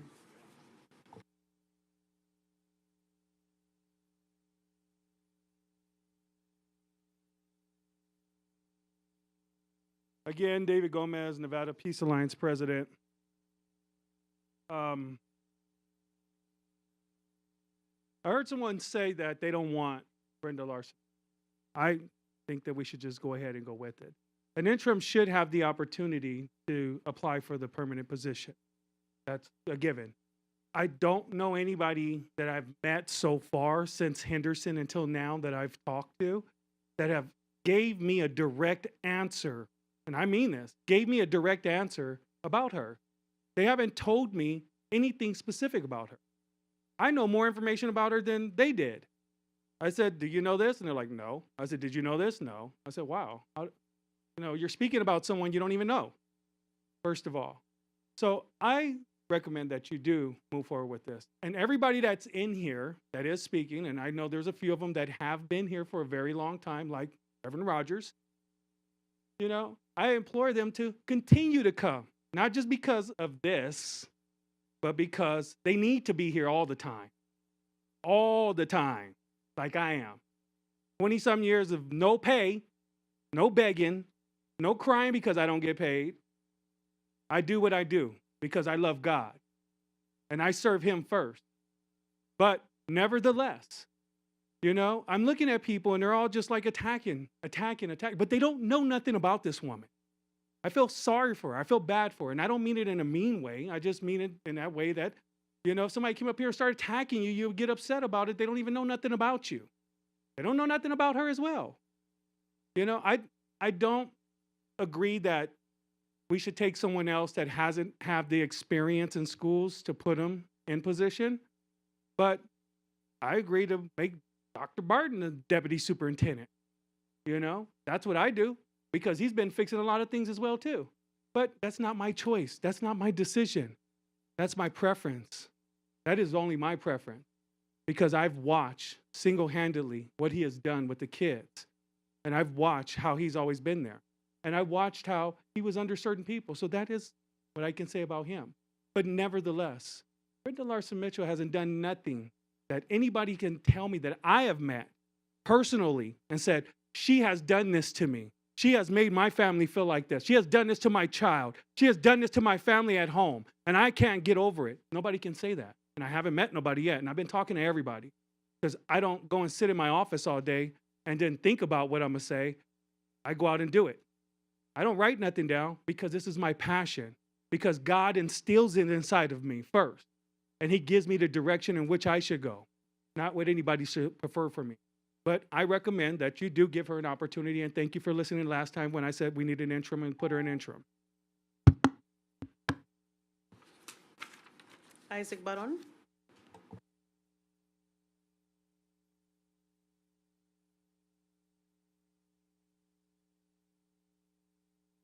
Yeah, thank you very much. For the record, Isaac Barron, councilman of the city of North Las Vegas. 30-year educator, and actually I've served with several of the people right here in this room, and with the parents of some of the people. I've been around here for a long time. This is one of these times, I think, that, quite frankly, if you had the support and the vote of several career educators on this board, you could actually probably come up with a better policy decision. You know, policy rather than politics. That's something that, in many levels of government, we don't see very often. If the school district had been seen as a paragon of fantastic policy, then anybody who followed on, now the ex-superintendent, they might be a fantastic candidate. But that's not what we're talking about here. As a teacher, I can firsthand tell you all about the failed policies that CCSD has forced down the throats of teachers and the community. Hey, a couple weeks ago, I sat here and I listened to a report how, supposedly attended, what's that called? The attendance was up. When, quite frankly, just looking at the attendance counts for the city of Las Vegas, it's the same. But yet, you voted to, like, for instance, to accept it. That's what happens when you have people who really don't understand educational policy. And that's a really kind of it's a very harsh, I think, accusation on my part. But let's go forward here. Look, I almost feel like I don't have to say anything because, quite frankly, many of the people that came up here before me actually have the right idea. A continuation of the same people who follow the same policies that are not working is going to bring you the same results. I can't see how there's going to be a change. There's lots of fantastic things you can do. Appoint an interim who will not be allowed to actually be appointed as the full. Hey, look, do you really want to let a fox run the hen house?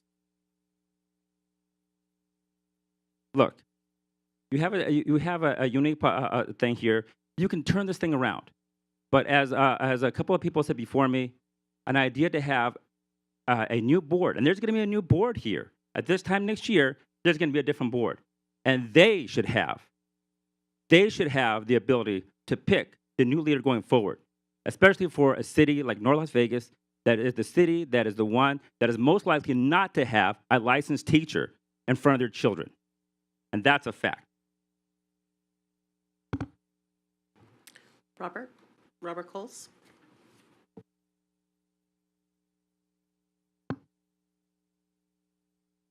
I don't even know how to address anybody. For the record, Robert Coles. The whole point of having like a line of succession kind of a thing is something like superintendent by a bus can't perform his duty. Somebody steps right into his role.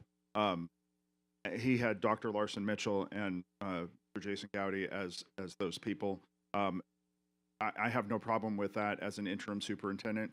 I expressed my opinion to the board when I said that the role should probably be split between several people. I suggested Dr. Larson Mitchell and Dr. Barton. No, I haven't spoken to Dr. Barton about whether or not he wants that job or not.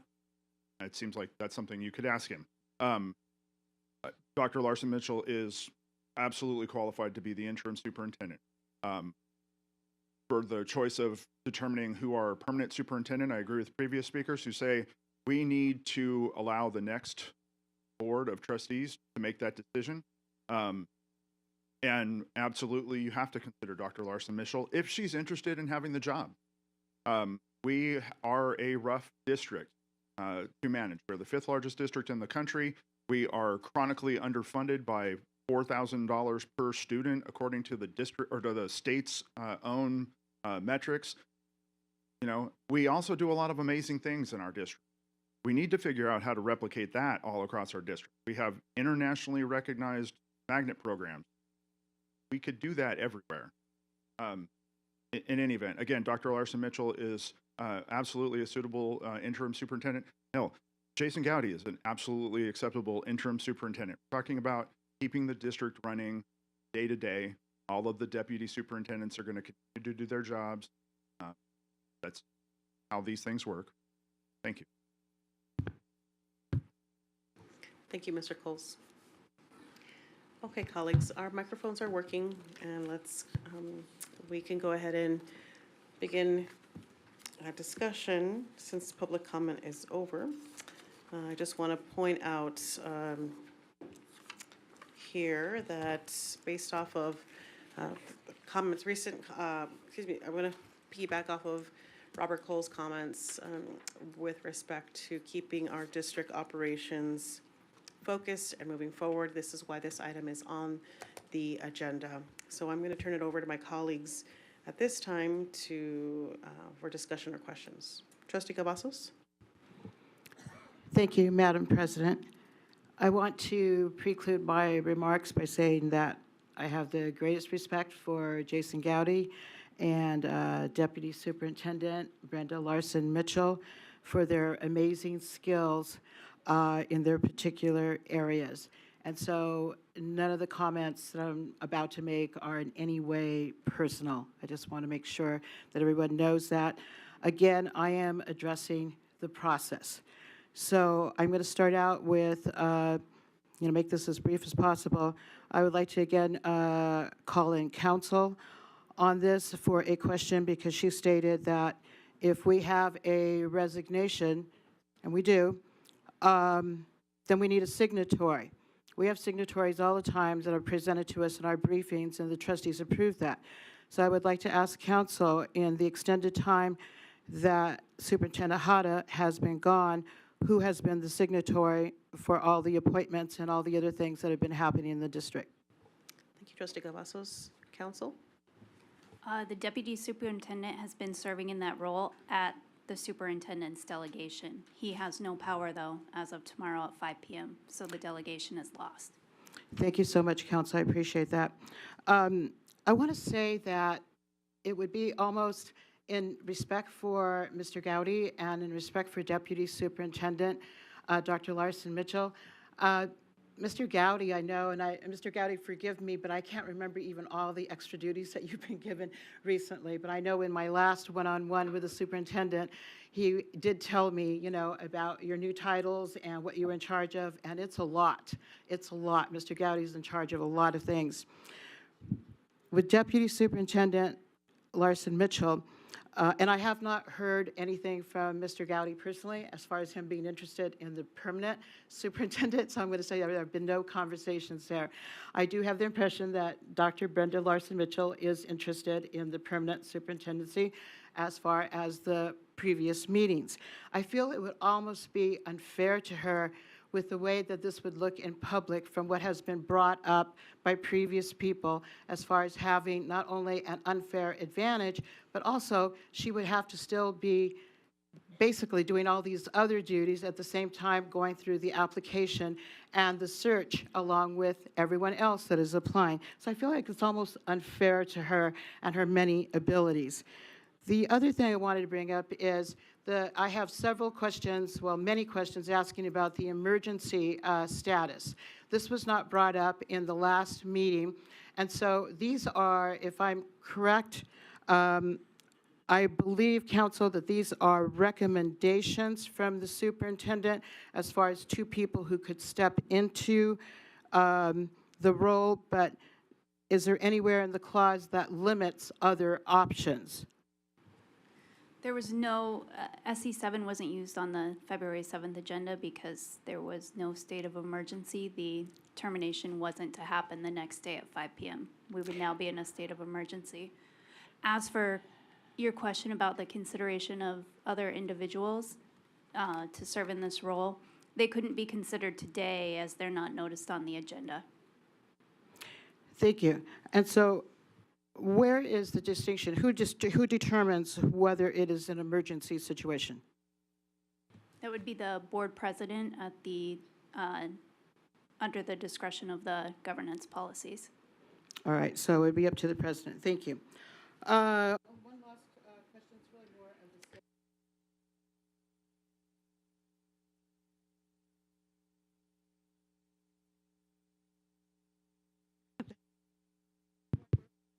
Sorry about that. It's that overwhelming teacher voice here. I just wanted to address something that was brought up by several people in the audience, and I actually had not been thinking about it along those lines. But we have 3 trustees that are up for reelection that have already publicly announced that they are not going to run for election. The 4th one I do not know, so I do not aim to speak for the 4th trustee. So we have at least 3 new positions that are going to be brand new trustees. So I think that those people in the audience who are bringing that up have a very, very valid point to make here as far as determining what is happening now and who is going to be sitting on the board in January. So I just wanted to give credibility to that. And again, we do need to listen to the community. I have not always agreed with Mr. A.J. Crabhill, but again, like people in the audience, I full-heartedly agree with him when he says that we must listen to our community, and that's what I personally am trying to do today, and I do hope that all of our colleagues are doing the same. Thank you so much, Madam President. Trustee Sparza-Strophagan?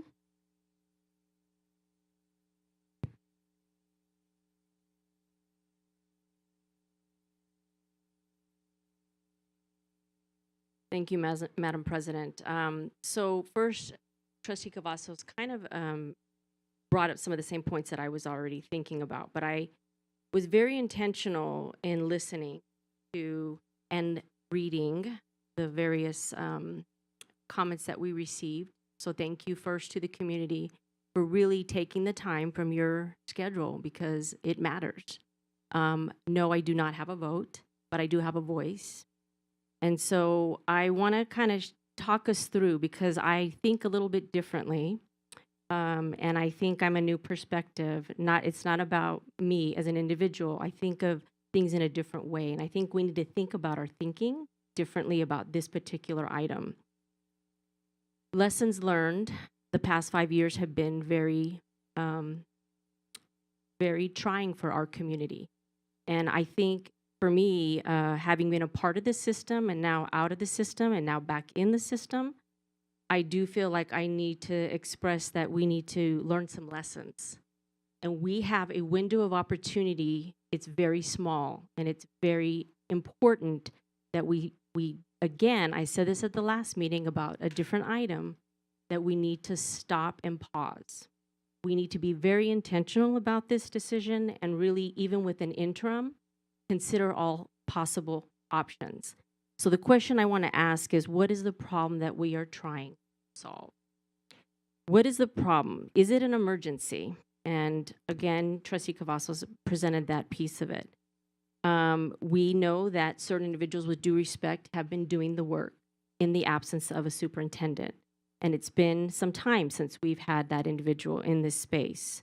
We know that the CFO, COO, Jason Gowdy, and BLM both have been serving in the role, and we are very grateful because we know that schools and students show up every day, and they need to be served.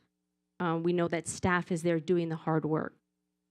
What are our options? I want to go to facts. So I want to bring up, Edward Gonzalez mentioned that back in the day, yes, I believe I was a student at the time of CCSD. Yes, I'm dating myself. Walt Ruffles and Dr. Augustine Orsi were both serving interims. And that was an option. So here's an option. Why can't we have 2, Jason Gowdy, possibly Brenda Larson Mitchell, serve together? Especially in fairness, if either of them want to pursue the position. That's an option we're not considering, and I'm just bringing it up to my fellow colleagues to consider. We also have heard that there are other individuals that would be willing possibly to come back and serve. And maybe they don't want the job, but they want to see us through because we have to finish the year strong. So I will say to you, we are in competition, people. There are other districts in the state of Nevada that are looking for superintendents. Washoe and Douglas. So keep that in mind. And yes, they're not us. We are the 5th largest school district in the nation.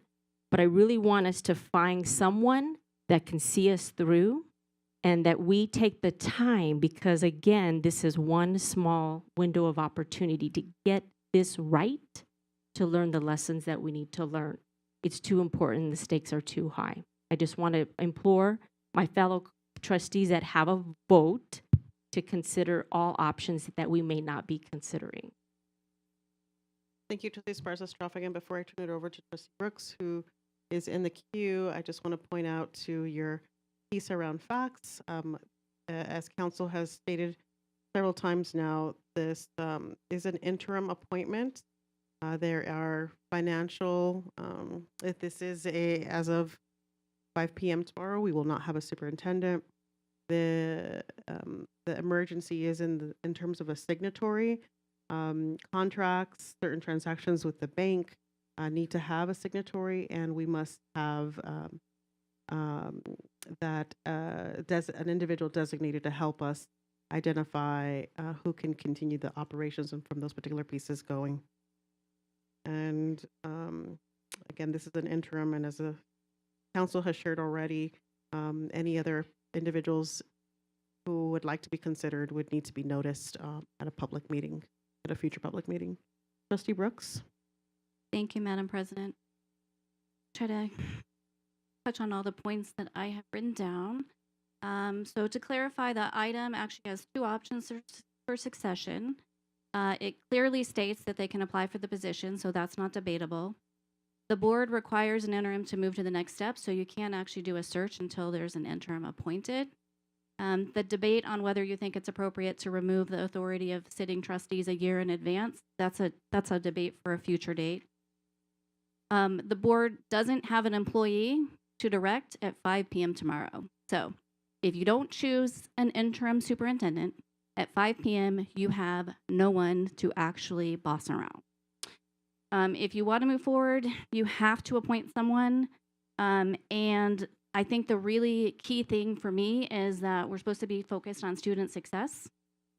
And in order for students to be successful, you cannot introduce chaos, right? You have to have a plan. There has to be a clear leader. There has to be, the priority has to be stability. So I understand this might be uncomfortable. I understand you might want to have external people come and throw their hat in the ring. Realistically, you don't have anyone to direct at 5 o'clock. So I'm not sure how, this is kind of what happened last time. There wasn't a plan, there was chaos, and because there wasn't a plan, there was a bunch of noise, and it had to be undone because a lot of the people at the top were going to quit. So it's really important that we frame this in a manner that is honest about what could happen if you fail to make a decision and you have no actual employee, and because that is your single person that actually links you to the operation of the district. So I just want us to be very honest about that. I don't have anything additional to add. I am looking forward to the conversation on the next item, though. Thank you, Trustee Brooks. Trustee Cavazos, forgive me, Trustee Cavazos, colleagues, just you can either raise your paddle or enter into the queue if you'd like to speak.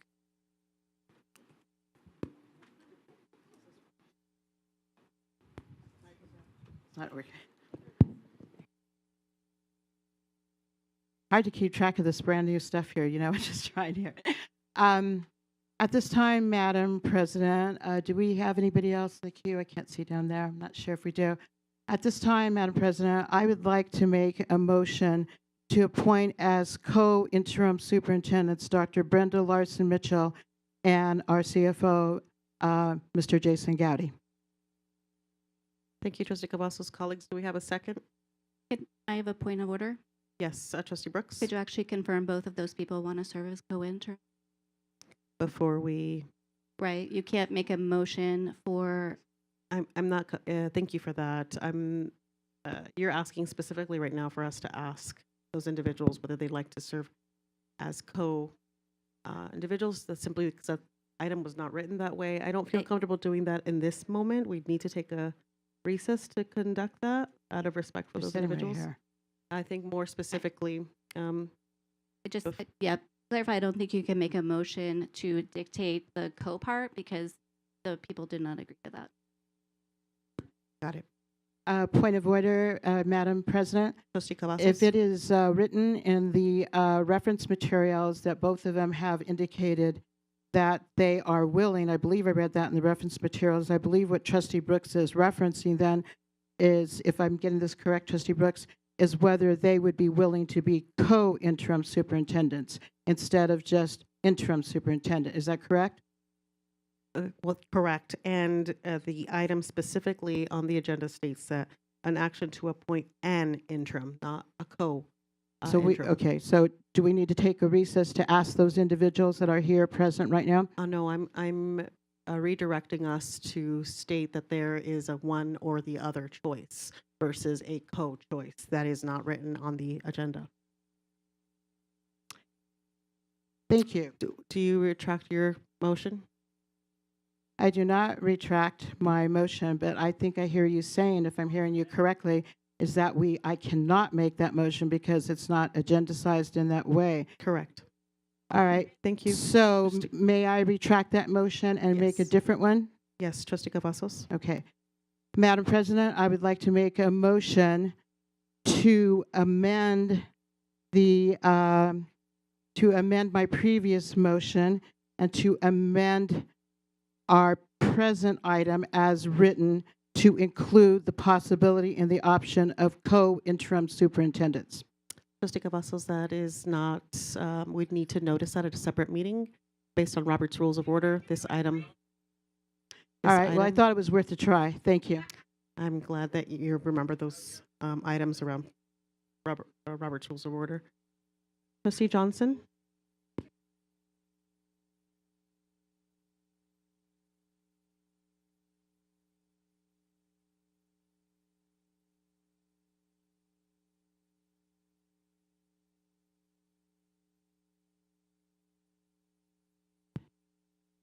Trustee Johnson, I believe Yeah. you're in the queue. I'm sorry. Council Malice, would you weigh in here, just kind of help us figure out what next steps, because that determines my question. Yes, Trustee Johnson. The motion would be allowed as noticed under the item, but I would feel more comfortable having asked them only if they desire to serve as interim, not having asked them if they decide to serve as co. But the motion would otherwise be allowed as noted. I'm sorry. So just to be clear, we would need to take a pause, be able to ask them, and then we could continue. We could do that, yes. We could ask to do so. Can I, Madam President, can I ask that we take said pause? Because my line of questions determine, are based on what answers they give. So I don't have the question to ask if I don't know what we're going to discuss. I believe that there are, Trustee Johnson, I believe there are a couple of colleagues in the queue, and then we will make the determination unless there's along with. Thank you. Thank you. I believe Trustee Watson is in the queue. No, thank you, Madam President. I was just agreeing with Trustee Cavazos in her motion.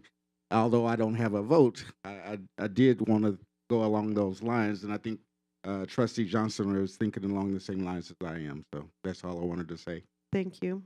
Trustee Guzman. Thank you, President Garcia Morales. I would like to ask our board attorney about the motion. I support Trustee Cavazos asking and utilizing this motion, but I'm having a hard time because we did not approve a flexible agenda. We approved the agenda as written.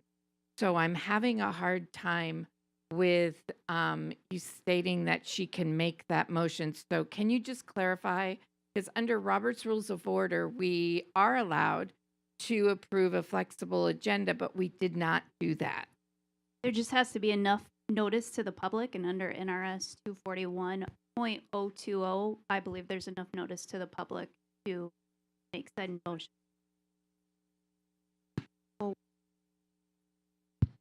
We are entertaining motions at this time, colleagues. Trustee Guzman? I'm sorry. I see that.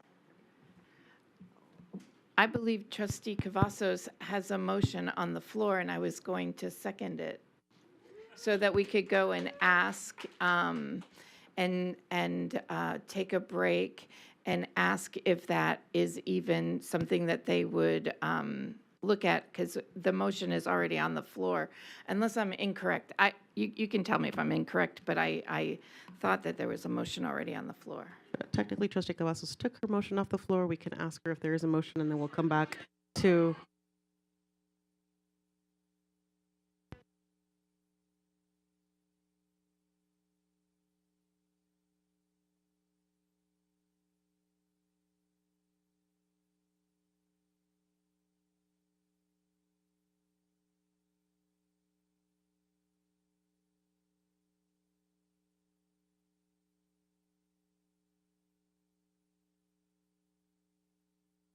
All right.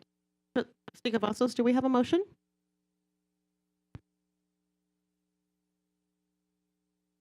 Yes, I did make an amended motion. I was just waiting for a second. And I was waiting for council to And- weigh in. I believe she has. And can you restate your amended motion, just so it's clear for the record?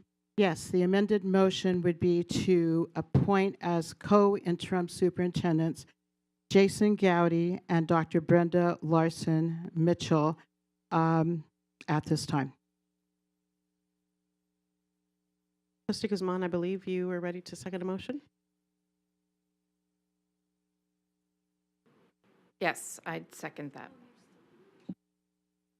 Wait, and just to be clear, there's still going to need to be a recess to check with them. And I would advise that you not all recess, that I just recess, because otherwise you guys are going to be back there deliberating. Thank you. Thank you, council. So at this time, council, can we take a 10-minute recess? Is that appropriate? Thank you. Yeah, can you confirm what time we'll be coming back? Thank you, council. That is 7:37. We will be back.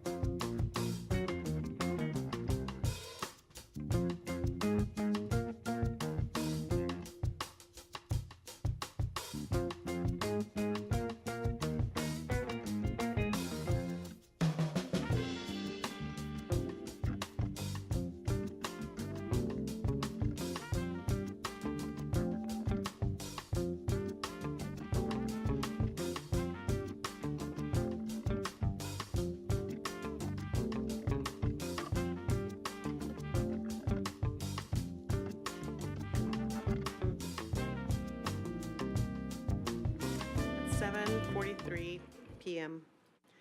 Council? Thank you, Madam President. In speaking to Mr. Gowdy and Dr. Larson Mitchell, they both have concerns serving as co-interim superintendents due to the high needs of the Clark County School District in providing sustainability and consistency for the students and employees during this time.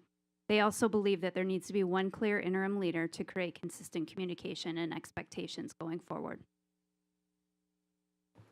Thank you very much, Council. At this time, because we have an active motion, we should. Oh, forgive me, you're right. That motion is null and void, given that the members who are in question do not agree to the co-superintendent role. Okay, got it. Okay, colleagues, at this time, we either continue discussion or are ready for a motion. Trustee Bustamante Adams. Thank you, Madam Chair. I know that we have an opportunity as a community here. I've heard you loud and clear. Thank you for the emails. Thank you for the phone calls. Thank you as a community being interested in making sure our kids succeed. And thank you, Mr. Gonzalez, for stating and asking us what our goal is now in this period of gap that we have. And so for me, I would just like to share with my colleagues that my goal is to focus on the process for selecting the next superintendent. That really is my ultimate goal.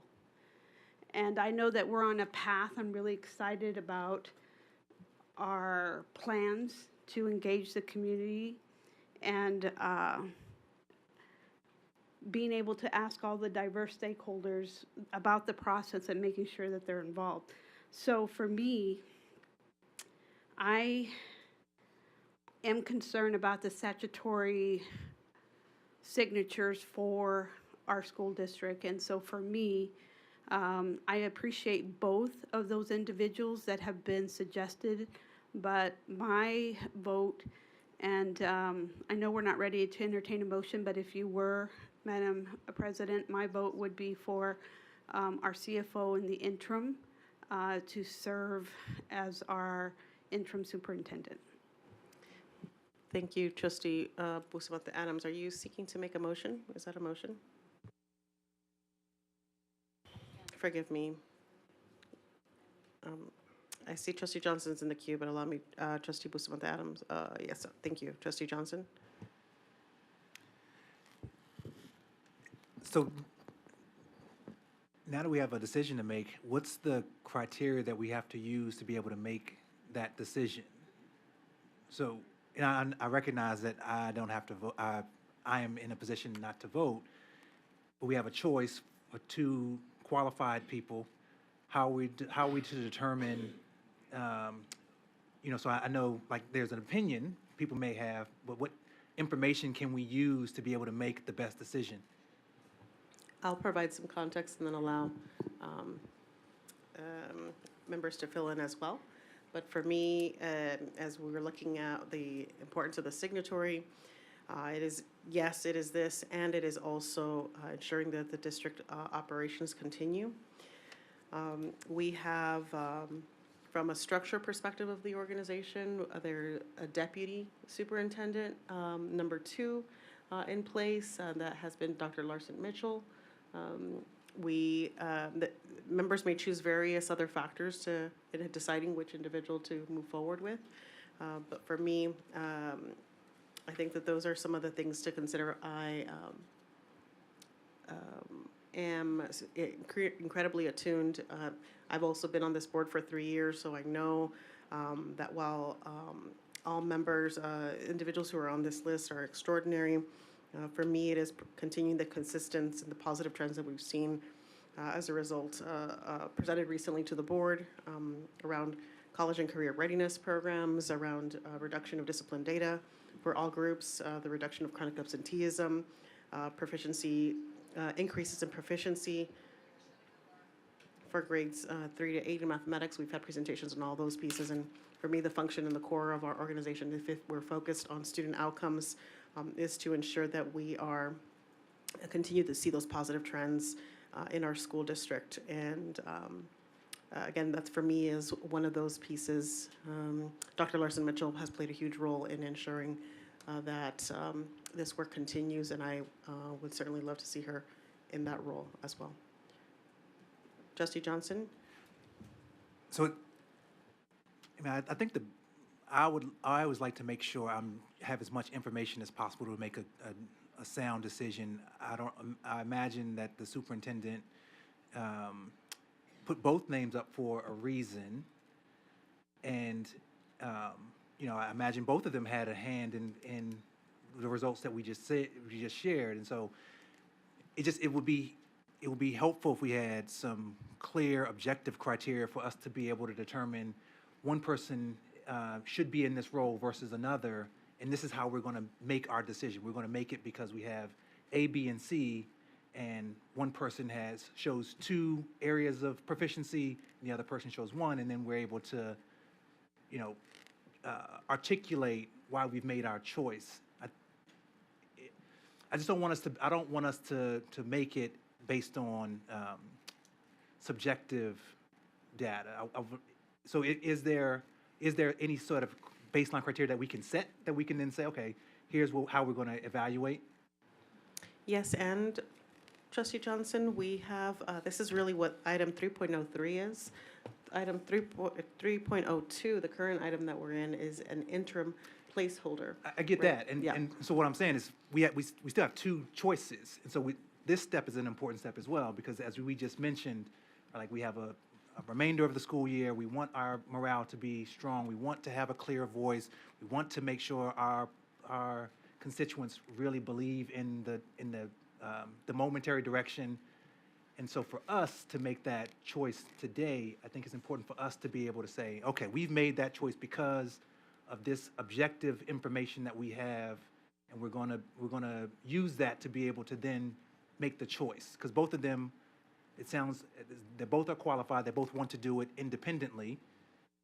And so we need to have some way to determine who is going to be that person to do it if they've decided they don't want to do it jointly. And I've given my particular reference points. I'm going to turn it over to Trustee Brooks. Maybe she has additional thoughts, and other members who are in the queue. Thank you, Madam President. Traditionally, when we go through the search process, the thing that we hear most is that the person should be an educational leader.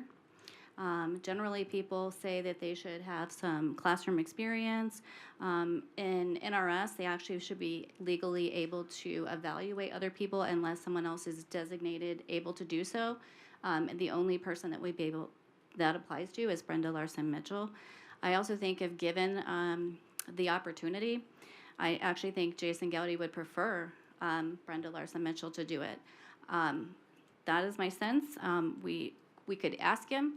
But I do think that there's never been a time in any process I've ever had where we're looking for a leader or discussing a leader that anybody's ever said, I don't want a classroom teacher. I don't want anyone that actually is like an education person.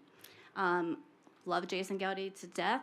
I think he's done amazing work with numbers, but he's not necessarily an educational leader. He is a good leader in finance. He has definitely made sure that we have cleaned up our finances, and he definitely has some strengths, but I think the strengths that I would be looking for personally is somebody who actually has experience. We're talking about improving student outcomes, and if you are a person who hasn't been in a classroom, you're a person who hasn't supervised a school or been a principal, it's a little bit harder for you to like guide the ship in that direction. So while I think that he definitely would make a contribution, I do think that any work that we have geared towards like student outcomes and goals, I feel like that would be paused, right? Because you're gonna have to actually, there's gonna be a gap. I don't know if that helps you or not. Thank you, Trustee Brooks. Trustee Watson?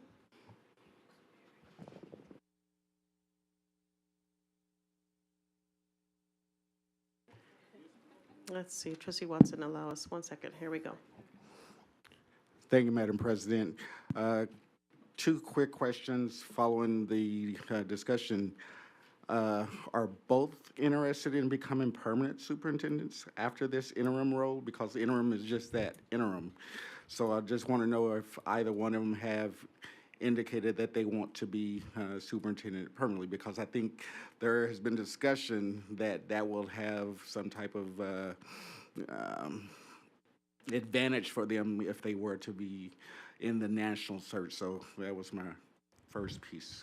Thank you, trustee Watson. I want to point us to the item 3.02, appointment as interim superintendent does not preclude the individual named from eligibility for consideration as superintendent. So they both are not precluded from serving, being potentially considered and or selected for permanent superintendent if they choose to, or if we choose to, excuse me.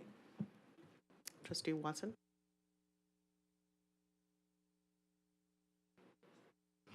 So my thought is that if they're both equally qualified, it's just a matter of who you all are going to select. And I think that if the COO, Mr. Gowdy, is running operations, then that's just as equally as important as the academic side. So thank you. Thank you, trustee Watson. Let's see, trustee Bustamante Adams, do you mind if we go to trustee Zamora first? Thank you, trustee Zamora. I just wanted to second trustee Bustamante Adams' motion. Okay, very good. Thank you, trustee Zamora. We have a couple of members in the queue still, so I acknowledge that we have a active motion for interim superintendent Jason Gowdy. Allow me 1 second, trustee Bustamante Adams, do you want to be back in the queue? Yep. Thank you, Madam President. Trustee Johnson, so just to add some context, I have appreciated that the numbers that we're watching are going in the right direction, right? Chronic absenteeism going down and other data points. For me, financial stability and accountability is so important to me right now at this moment in our gap. And so in addition, the phone calls that I have received from my constituents have some concerns on the community relations by our deputy superintendent. And so I don't work with her as much as I did with Dr. Hara, so I don't know how to evaluate that, but I'm trying to look for no additional drama at the moment. As much as I respect her as a leader, I'm looking for no additional drama so that we can do the process of the search involving the community. So those were two of my high points, and in addition to what other people have said. And so I hope that helps your context. Thank you, trustee Bustamante Adams. Trustee Cavazos? Ooh, trustee Cavazos, are you on? There you are, yes. Thank you, Madam President. I think we are, I have ideas. You're probably used to that by now. I think we are not looking at other possibilities here, and I want to piggyback on trustee Johnson's statements. We can't have it both ways. If Superintendent Hara designated these two folks as being able to step into this role, we can't on one side say, yes, they are able to step into that role, and that's why they're on this agenda item, and then we can't come back and have someone say, love Mr. Gowdy, but he's not qualified. So I don't think that we can have it both ways. I'm just wondering, since we have so many briefings where we have temporary signatories, stated and approved by the board, instead of rushing through this without, having any input from the community, could we not appoint a fiduciary signatory and be able to get some input with a timeline? If that is not amenable to my colleagues, and I am asking for, input on this, if we are going to appoint an interim superintendent, do we have a timeline for how long that interim superintendent would be there? Are we setting some kind of a timeline? And I know that we still have another item to discuss, so I'm recognizing that. But I think here the community is wanting to know, how long is this going to go on? And I believe that we had somebody from the community say, could it be possibly to the end of the school year to allow us to get some input from our educators, our community, our business partners, our students? I have students writing to me about this. So I wonder if, checking in with council, I hope we wouldn't need another recess. I don't want to do that. But would we be able to do that? Because we approve signatories all the time, constantly. I apologize, Trustee Cavazos. Could you restate your question? I was speaking to Mr. Gowdy. It's not really a question. I'm just saying, do we have to rush through this? I am speaking to Trustee Johnson's points about having some kind of, should we say, criteria, I believe that Trustee Johnson had said. So as far as saying that Mr. Gowdy, I'm sorry, Mr. Gowdy, I was about to make you a trustee, and I apologize, but that we cannot have it both ways. So I'm saying, can we have a signatory? Is this the only option we have that's here on the table right now? We do need somebody with, so Dr. Larson Mitchell is in charge at the superintendent's direction, but he's unable to delegate any direction as of tomorrow at 5 p.m. So if you guys do not select somebody today, we absolutely will need to call a special meeting next week to pick an interim, because in the meanwhile, there are things such as contracts, settlement agreements, risk management things that will not be able to be signed, because Dr. Larson Mitchell will have no authority to do so come tomorrow at 5 p.m. And also, after speaking to Mr. Gowdy just now, who called me down, I believe we should turn it over to each of them for comments. That would be fine with me, and thank you for your clarification of that item. It's just kind of, I just want to clarify it for the public, because I've already stated several times that we appoint signatories all the time. Thank you for that, and I think that that would be a good thing to do. Thank you, Trustee Cavazos. I want to acknowledge that Trustee Sparsa-Strofican was in the queue. Can you please put yourself back in so I can turn on your mic? Thank you. So I don't want to be that person. I misspoke with the fact that I was not a student. I was a teacher. So someone gave me the math back. I'm trying to bring a little levity to this conversation. If you know me, that's what I do. So back to the issue. I want to do a little history lesson, because actually, we had two superintendents, actually a superintendent that was not an educator, and that was, to my knowledge, Walt Ruffles. He was not an educator, and he was our superintendent. I want to acknowledge him, and he's one of the really best superintendents, in my opinion, as an educator in that time. Another individual that actually was a CFO in our district and left to another district in the state of Nevada was Pedro Martinez, who is now a superintendent. Not only was he a superintendent in Washoe, he was also a superintendent and now currently in Chicago Public School District and getting some amazing results. So, honestly, I guess I have a question that we know that Mr. Gowdy is not interested in serving as interim. I know it's a motion on the table, but the question, he's interested. Oh, He's not interested in the he's interested in serving. I apologize. Thank you. So if he served and this were to pass as interim superintendent, then that would provide someone to be able to do and continue with signatory duties, fiduciary duties, and he's doing that currently. And then this deputy superintendent would stay in her role as well. Is that correct?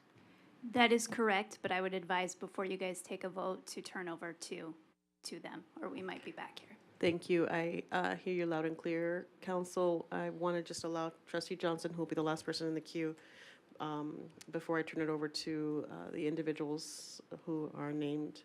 Trustee Johnson, here we go.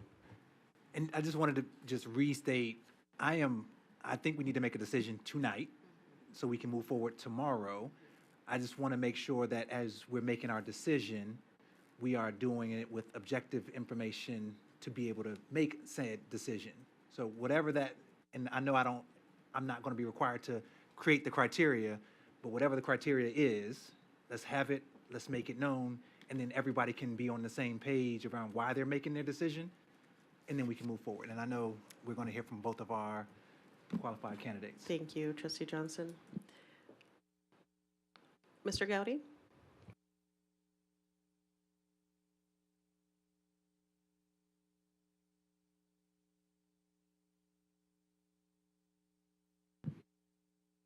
Thank you. Jason Gowdy for the record. Madam President, members of the board, Deputy Superintendent Brenda Larson Mitchell. I know this is a challenging time for the district. The process based off the policies required the superintendent to name 2 individuals that would be qualified to act as interim superintendent. I'm honored to be one of those selections. I feel like I've done a lot of good for the district in the financial world. I appreciate the support that I've gotten from the trustees throughout time and tonight. I think that, you know, I am willing to do pretty much what is necessary for the district. I've been here just over 6.5 years. When we first got here, we were broke. Trustee Stravagan remembers the cuts that we went through and the challenges we had. And we've made a lot of good things happen. The academic side has shown a lot of the good things that are moving that got mentioned as well. So while I'm certainly willing to do what's necessary, I truly don't believe that I would be the best option. I believe that Dr. Larson Mitchell has been operating as superintendent for a short period of time. And it's not just the academic component, but I know that Trustee Bustamante Adams talked about the financial component to it, which is my utmost concern as well. And this would distract from that. I would not be able to backfill the positions and the work that I need to do on that fully. I would still be obligated. I'd be working twice as many hours or whatever to make sure it got done. But that would put a little bit more strain on the financial component in my view as well. So again, I'm honored. I think that, you know, I can do this. I'm not afraid of it. I am afraid of the you know, the long time of what I've seen, but it's certainly getting better. But I truly believe that Dr. Larson Mitchell would be the better option in the interim. But again, it'll be up to your decision. Thank you. Thank you, Mr. Gowdy. Dr. Larson Mitchell, are we turning it over to you as well?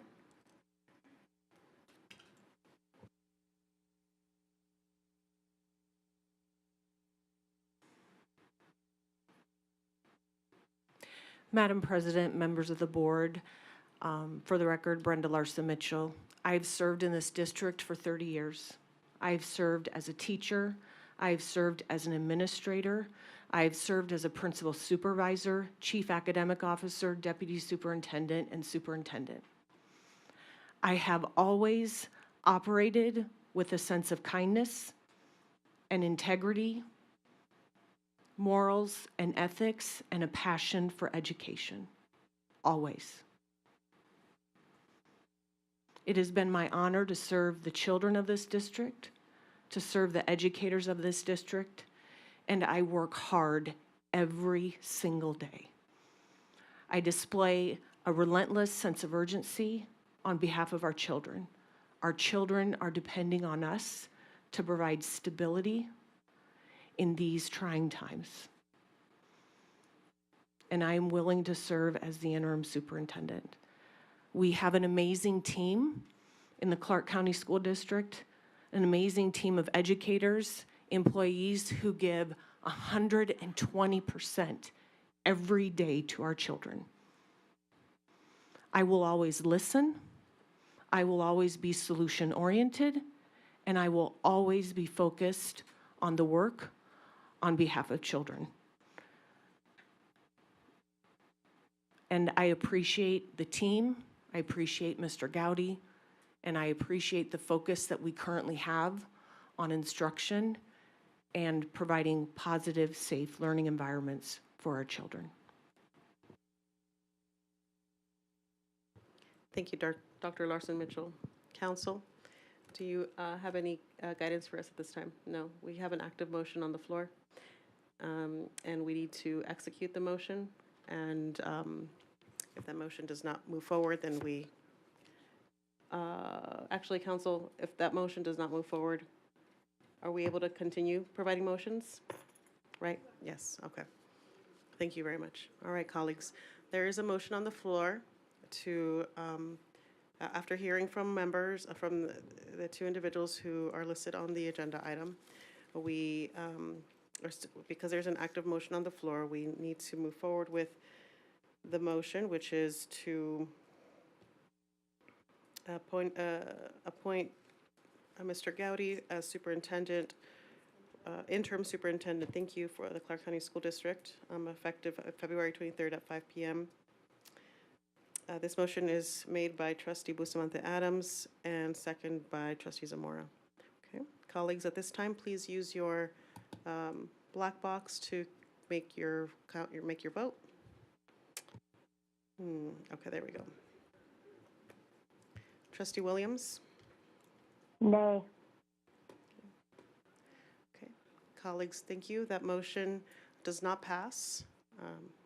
Excuse me, that motion to appoint, can you please go back to the, no. I know we're working on going back.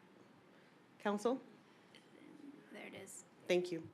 I see, forgive me, 3 yeses and 4 nays. So that motion does not pass. Thank you. Trustee Cavazos? I was just going to ask for a voice vote on that. It is on the screen. Trustee Brooks? Thank you, Madam President. Given the sentiments of the CFO, I would like to make a motion to appoint Brenda Larson Mitchell as the interim superintendent. Thank you, Trustee Brooks. Madam President, can I second? Trustee Williams? Thank you. I Thank you, apologize, Trustee. Madam President. That's okay. It's just tough I for know. me to see it. I understand. Thank you, Trustee Williams. Colleagues, we have a motion by Trustee Brooks, a second by Trustee Williams. Please cast your vote.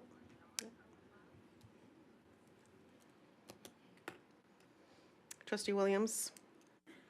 Yay.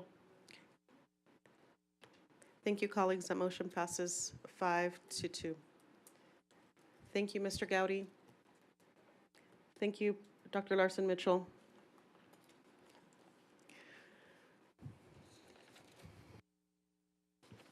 Thank you, colleagues.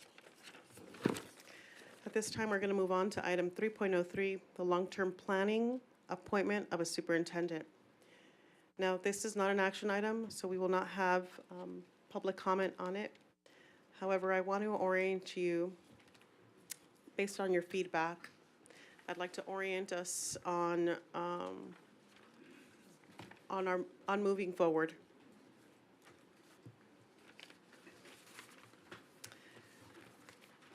During the February work session, you shared that you wanted to learn more about the search process based off of feedback from the community and based off of really reflecting on this. I came to the realization that only 2 out of the 11 board members have undergone a search process for a superintendent.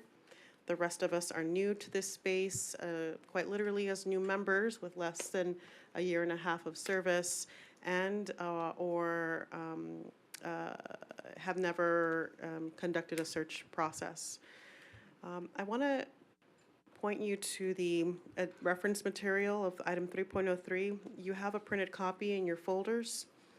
This is listed, the document's name is a Superintendent Search Methodologies. This is a file that's a reference point for us, and really the goal here is to ensure that, one, I help provide as much information to you as possible, especially for us who have never been through a search process for a superintendent, that we provide information, and then use this opportunity to have a discussion, knowing that for the March work session, we'll have a more robust conversation that will help us potentially make a decision about the type of process that we'll conduct to fill our permanent role of the superintendent. At the end of this conversation, I'll also have some insight for you to look, or some homework for the future discussion, including asking the seasoned members who were here on the board during the time of transition to be prepared at our next board meeting, our work session, to provide us their insight about what worked and maybe what they would do differently. Okay. So this document here lays out two models that are typically used in superintendent searches. The national model, which is a national search, and typically ranges between 3 to 6 months, and the state and or local search can approximately, again, also be 1 to 2 months. There's some additional sections here that include the costs associated with searches, processes, and required steps for said processes. This is also, I'd like for you to note that while this is a document that has insight based off of searches in the past for the district and just best practices, that some of these pieces can be intertwined or combined, right? Like they're really, for the search process for a superintendent, at least at CCSD, and you heard this already from my colleagues, that there have been appointments of interims, there have been national searches, there have been local searches, so we just have an opportunity here to create a process our own. I'll allow you to, this is your document to review and digest, and then also be prepared for our March work session to be prepared to discuss what type of application process does the board want to engage in. Again, this can be a combination of both national or state or local processes. It is interchangeable. All members should also be prepared to discuss the pros and cons of any method during our next work session. And then the other two items here is to provide additional depth of the conversation. Please research the following items. That includes how the governing bodies with authority to appoint members, such as municipalities and city councils, have recently selected their most recent hires in city or county managers. That's a great reflecting point, given these individuals are also like a superintendent in many ways. And then we should also consider, and I heard this from our colleagues here on the dais today, what national and state trends should be considered when making this decision. This is really important as well, given that that may inform some of our decision making. And further, again, to our trustees, Trustee Cavazos, who has also been here during a past search, and Trustee Brooks, I really would love for you to come to our next work session prepared to discuss what worked during the last search process and what you would do differently from your perspective as a trustee on the board during that time. Okay. So at this time, colleagues, I'm going to turn it over to you to either provide me feedback on this particular document and or share if there are additional pieces of information that you would be valuable for you to have as we prepare for our discussion in March. Trustee Guzman.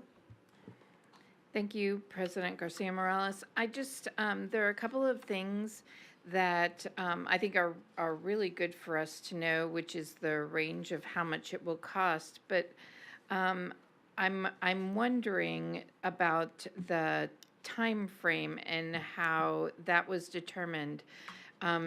Did it take 3 to 6 months the last time we looked for a superintendent?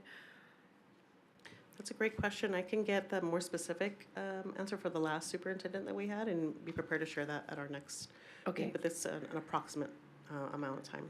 Okay. The reason why I ask is because I I believe, and I'm not quite sure, but there were a lot of meetings to discuss it, and time spent. So I was just trying to, because I was in the audience, I wasn't actually, so I'm just trying to remember. Okay, and then the last thing that I just, I was curious about is, if we have, if we could have a list of firms, because I think that would be important when we're trying to look at the lawyers. When I first got on the board, and then there was additional information that came out, I'd like to know who the potential people are that we would be dealing with. So just something to think about. Thank you very much, Trustee Guzman. Appreciate that. Trustee Zamora? Thank you, Madam President. I just wanted to ask who created this document? I worked on it.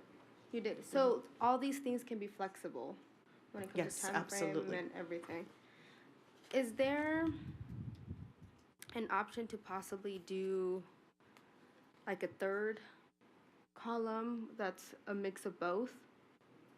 Absolutely, yes. Okay, and that would be for the next work session? Yes.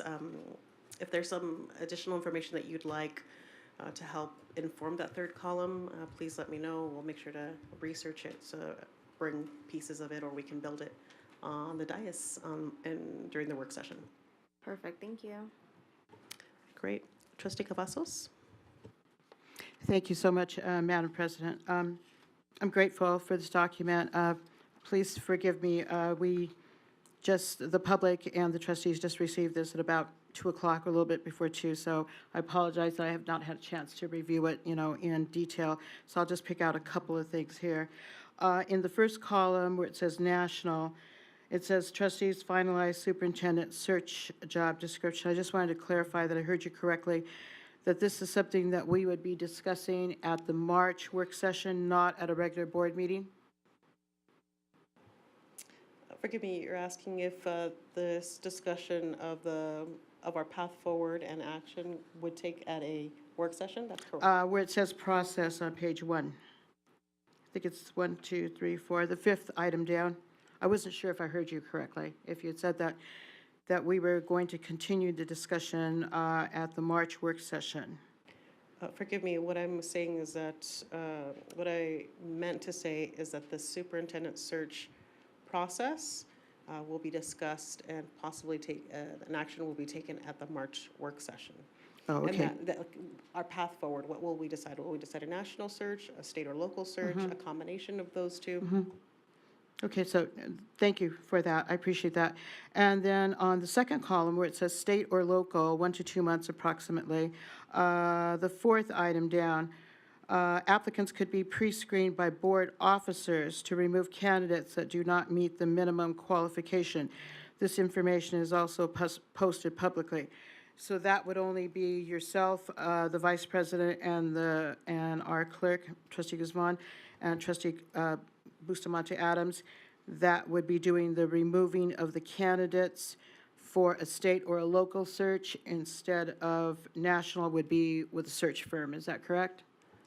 That is an example of what has happened in the past, what we've seen what I've seen at other school districts. That doesn't necessarily mean that is what we choose in March.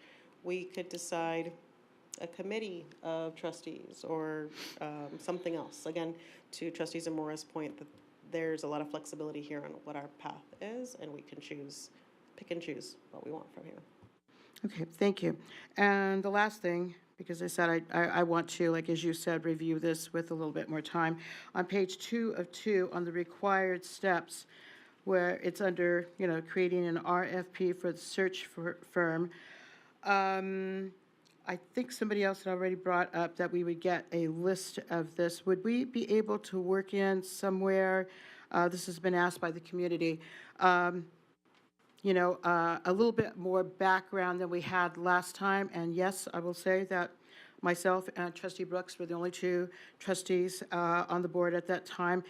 And I feel that we could have done a better job, we meaning taking responsibility for having a little bit more background for the type of search firm that we are looking to hire and the type and the superintendents that they then have out there actually working as a superintendent. So say that we picked Smith and Associates, that we're able to have a little bit more information. Which superintendents has Smith and Associates posted in what cities, and how are those superintendents doing? So I'm just kind of spitballing, just throwing something out there from the previous experience. Thank you. Thank you, Trustee Cavazos. Appreciate that. I think one thing that comes to mind, and I'm so glad that you mentioned that about the RFP process, that in order for us to, maybe we can have a list of previous superintendent search firms that we've used, you know, without really having an RFP process or an RFP decided upon, which would either come before the board or come before a committee or whatever the processes that we decide, will absolutely, future firms may need that in order to decide whether they want to work or submit a bid to us, right? So just something to keep in mind.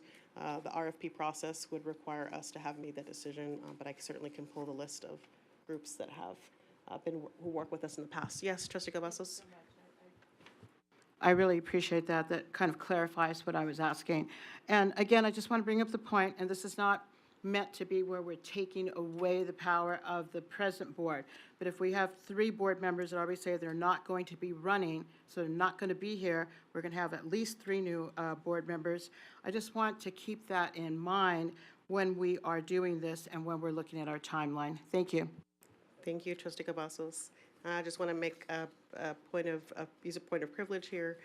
That we currently still have the board members. They are in this in this meeting. Even if they've decided not to serve in the future, they are still here, and they absolutely still have a voice and a decision to make, which I'm excited and eager for. Trustee Bustamante Adams, I believe you're in the queue. Thank you, Madam President. I appreciate you at least starting the conversation, and we're having something to review, so thank you so much for that. Some of the things that I would be interested in would be how we're going to incorporate our student outcome focus in the process. I would also be interested in how we're going to get community stakeholders involved in determining the criteria for us moving forward. And then the third thing would be the criteria for the search firm. Somebody that understands our culture. I don't remember which public comment they said it in, but we're a lot. And we're different and unique and very special in so many ways. So I would be interested in somebody being able to understand our culture and also their success rate of placements for urban districts. So thank you. Thank you for that insight, and certainly I believe that I can help maybe look at parallel school districts that have done this search while also looking at student outcome focuses and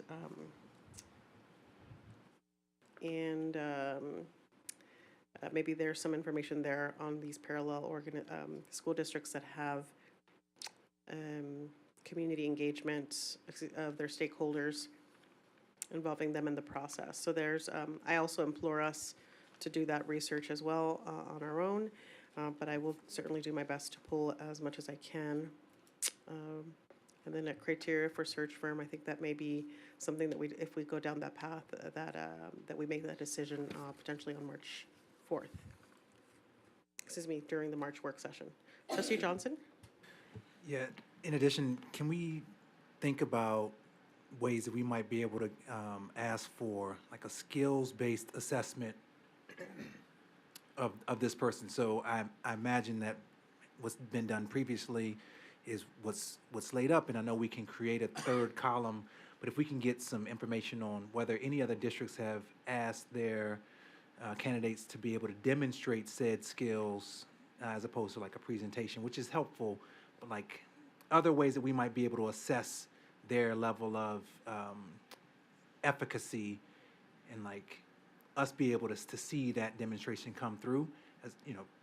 And so if there are other districts that have had a creative skills-based assessment of their candidates, can we also see if there's that? And I'm happy to do research on my own, but also if that can be presented, if somebody can provide some of that, that'd be helpful. Thank you, Trustee Johnson. I believe that's also a really good and a really great point for our board to be prepared to discuss, possibly during the March work session or future work sessions, like what skills we specifically as a group want, right, of our permanent superintendent. So thank you for that note. Trustee Zamora? Thank you, Madam President. As you were talking about parallel school districts, can we also look at school districts that are not part of the Council of Great City Schools? I know we use them a lot, but I would love to see more. And then the other thing that I had was, can we somehow use the climate culture study that was done in the past year as a guide?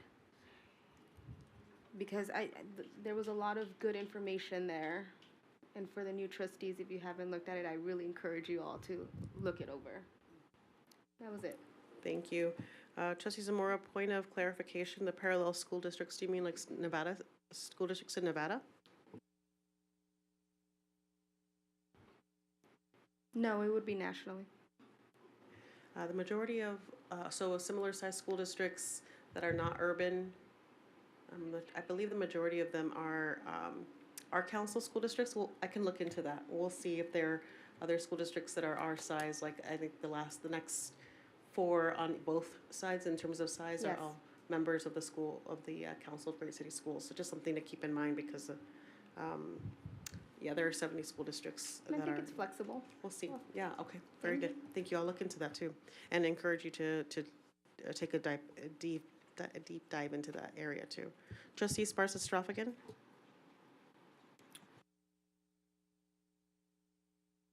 Am I? Okay. Thank you, President Garcia Morales. So a few things, because again, I want to say that I received this late today. And so although I appreciate having a guide, I really I would need more time to really get into this. And I know that we will do that in the work session, but I want to put it out there that we ourselves did not have an opportunity to weigh in or view this, but it's a beginning. So this is definitely a starting point for us. My questions are this. I have done some research on some search forums. There's like 20 out there. And I would like to entertain Trustee Zamora's comment about we do not want to eliminate and just think of ourselves as a large urban school district because there is talent, perhaps, that is out there and ready to serve if we are casting our net wide because we are the 5th largest school district. And I think that definitely needs to be acknowledged. So I want it definitely noted that a national search is, I think, it has to be done. The second thing is, what I'm a little concerned about is you mentioned potentially who would be on a potential committee.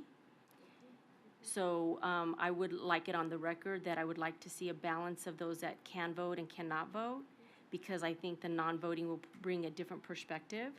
And I think that's something we need to consider. The other thing is, are we considering surveying the community in some form or fashion, including students? I would like to hear some student voice about what attributes they would like in their next leader, in addition to, of course, educators and building principals and all levels of administration, central office, support staff, anyone that works in the district. The last thing I wanted to just put out there is I'm concerned about the screening. The screening, and I say that because the search firm will determine 3 to 5 potentially top candidates. I want to do due diligence, and again, I want to go back to my previous comment. We need to learn lessons from what was done in the past. We do not want to repeat that. If we are going forward, we need to look at all candidates At a minimum, I'm putting it on record that I would request to see all individuals that are applying. I don't want the firm to just weed out candidates without us having the opportunity to look at those people that are interested. Thank you.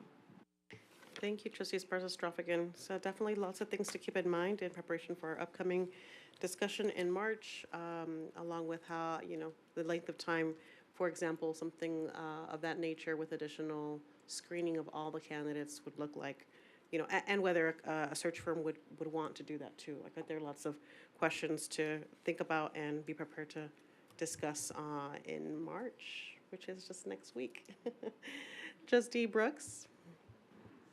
Thank you, Madam President. I just want to bring us back. The task is that we're framing a future conversation, not having that conversation at this point, right?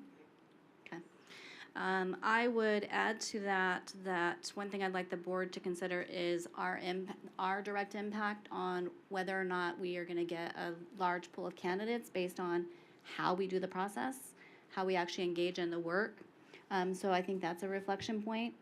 I also think a reflection point is the impact on the work that we're doing with the council as far as redefining goals and what the impact to that timeline is, given this redirection of our focus. Thank you, Trustee Brooks. Appreciate that. Impacts of student outcomes work with the council, given redirection. Got it. Trustee Satori? Oh, yes, I was really just going to piggyback a little bit on what Trustee Zamora had said. I was just kind of had the same thoughts of really wanting to know how the firms would market or advertise the position, just so we can know. And so my question was to prepare for the meeting in March, if we can kind of get that list, so that way we can kind of look through it ahead of time, look at their websites, just kind of do some research on our own, and so that way we can come kind of more knowledgeable and prepared to go into that session. Yes, and there's a limit in terms of how, if the board, I think that we should be prepared in March to make a decision whether we want to pursue a national search. If we want to pursue a national search, at that time we would direct potentially Joe Caruso or the officers or a committee or whatever it is to create criteria for the search firm, and then we would potentially come back with search firm options that could be selected by the board at a future board meeting. So there's just multiple steps here in this process. So while I know that there's easily 20 or more search firms, there's still a decision that the board has to make whether that is the path forward, right? Okay. Thank you. Thank you. Trustee Cavazos? Thank you, Madam President. I'll make this very short. It's been a long night.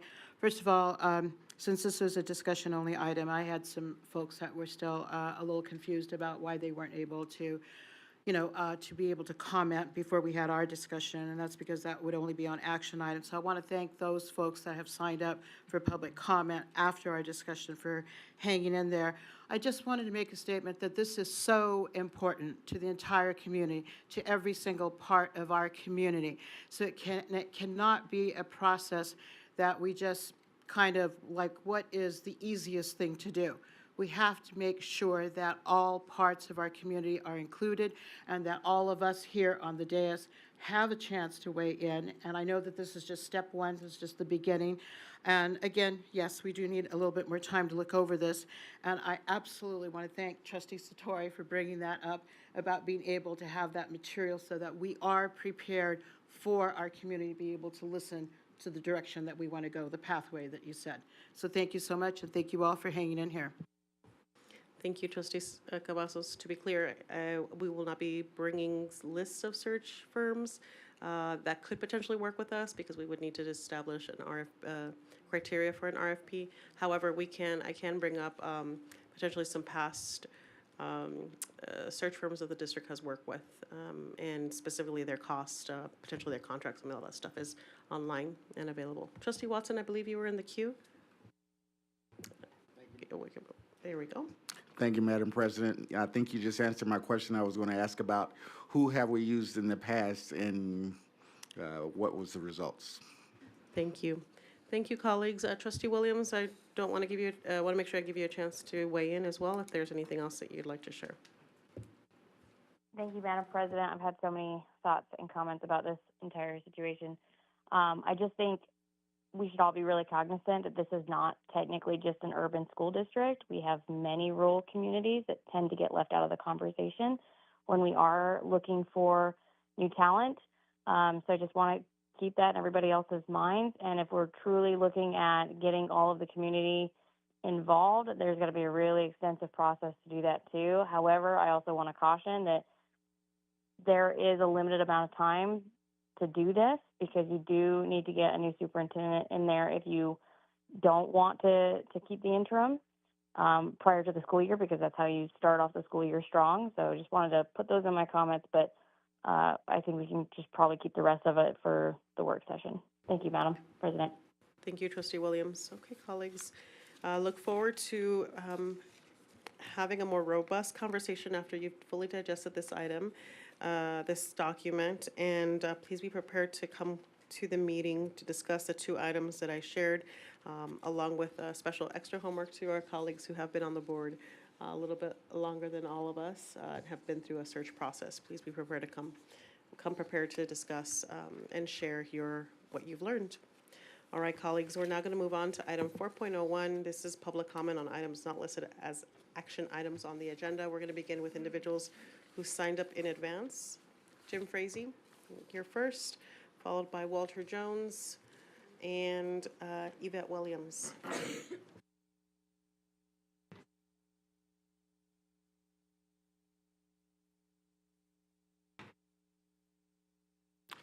Thank you, Madam President. Trustees, for the record, my name is Jim Frazee. I didn't think this possible, but I'm leaving this meeting with less faith in your ability than when I came in. And to hear you say, if we have a national search, if, and the things that go with it, with all due respect, Madam President, if anyone thinks that we're heading in the right direction as a school district, there's a level of delusion that I'm afraid of. You have not been paying attention to the last year. You have not been paying attention to the thousands of angry educators and parents who said we are going in the wrong direction. I shudder to think what would happen next year in Carson City with Dr. Larson Mitchell and yourself going up to represent CCSD, saying that, hey, we're just one big happy family and all things are going great. It's not the case. Trustee Brooks talks about stability being good for kids, and I understand that. Well, I could say right now that the Titanic's very stable at the bottom of the ocean, but it's not a place where I want to send my kids. And I would strongly suggest that we start a national search immediately from the outside, that you listen to parents, community interests, educators, and students, that you listen to the voice of the 4 appointed trustees and the energy they bring. I thank you for your time. Walter Jones III, present. Yvette Williams, followed by Kenny Belknap and Autumn Tampa.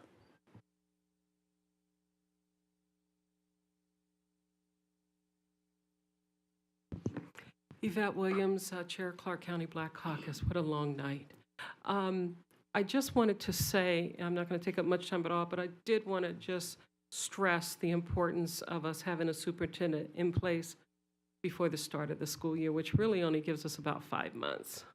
So I know that that's going to mean kind of an accelerated timeline, puts a lot of extra pressure on all of you, but to disrupt our start of the new school year, changing a superintendent, if that's to occur, I think is not starting off the school year with the stability, and I think putting us back where we are right now. So I would just encourage you all to really take a look at how you can maybe escalate this process along.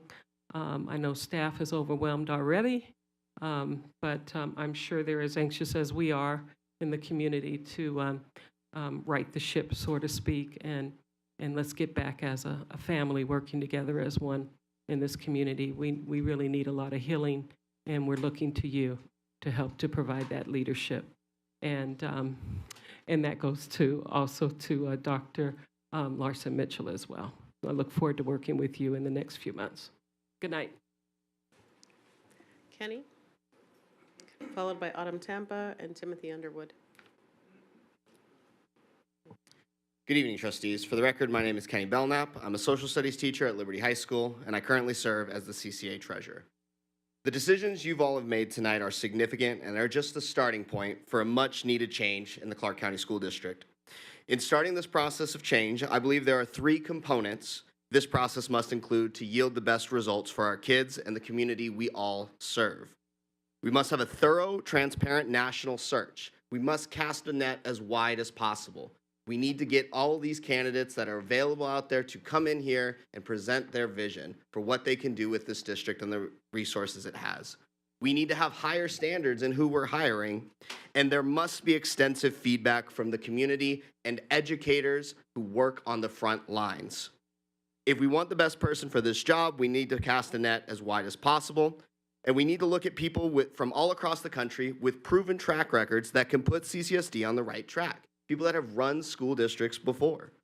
We would be selling our students and community short if we only looked in-house, and hiring someone currently here at CCSD will do nothing to build back the broken trust that exists. A thorough, transparent national search is the only approach that should be considered in this selection process. The answer isn't just picking someone from outside our school district. We must have higher standards in the selection of a superintendent. We need someone with a track record of success, not just someone with potential.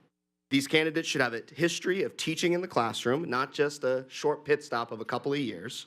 History of success at the building level, at the building principal level, and most importantly, a record of improving a district as a whole. It will be challenging, but this decision matters, and it shouldn't be one that's rushed for convenience. Finally, you have to include this community and the educators in a meaningful way, not just lip service. Earlier this month, you all had a presentation from your consultants about the importance of listening to your constituents. It's time to put that to good use. So I encourage you, get into your districts, meet them. They're nice people. I've met several people across the valley. I doubt some of you have. You also need to speak with educators all across CCSD and not just the ones you have personal relationships with. It's about building back the trust that Jara and Brenda Larson Mitchell's leadership has caused. No one in this community trusts what comes out of CCSD's mouth, from anyone here in Clark County all the way up to Carson City. It's time to build back. We have to come together as a community, put this ugly chapter behind us, and do what's best for our students. Thank you.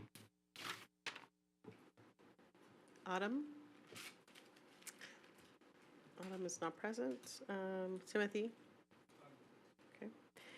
Vicky Crydell, followed by Jessica Jones and Camilla Bywaters.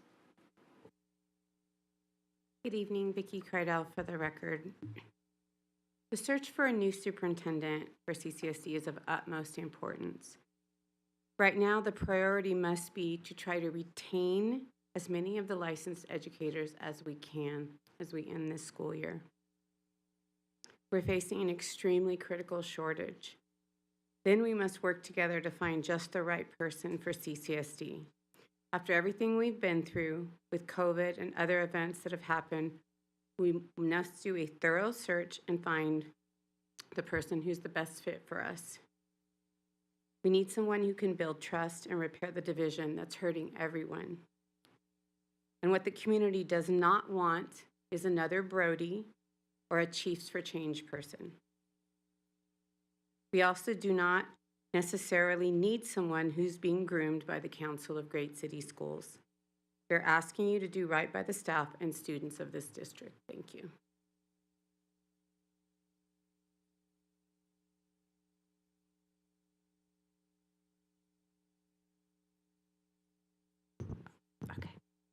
Madam President, members of the board, Dr. Larson Mitchell. For the record, my name is Jessica Jones, kindergarten teacher, secretary of CCA. The issue of finding a new superintendent is a community issue.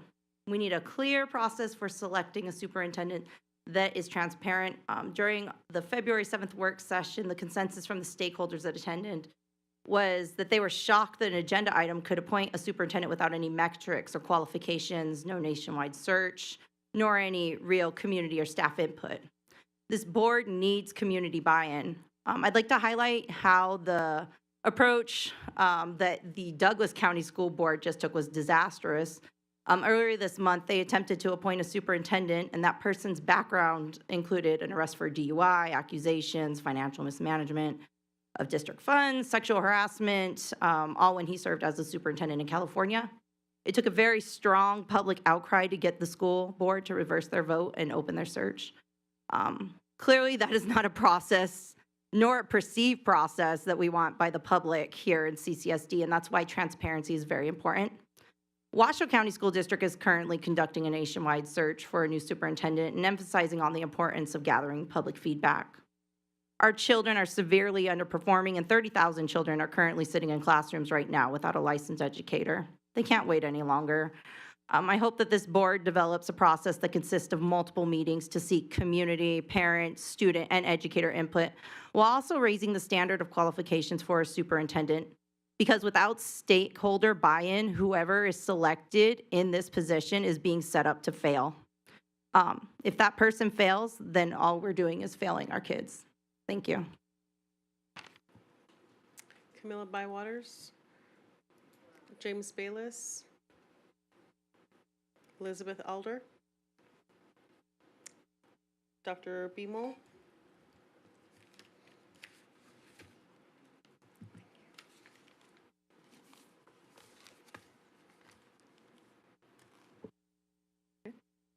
Oh, it's going, okay.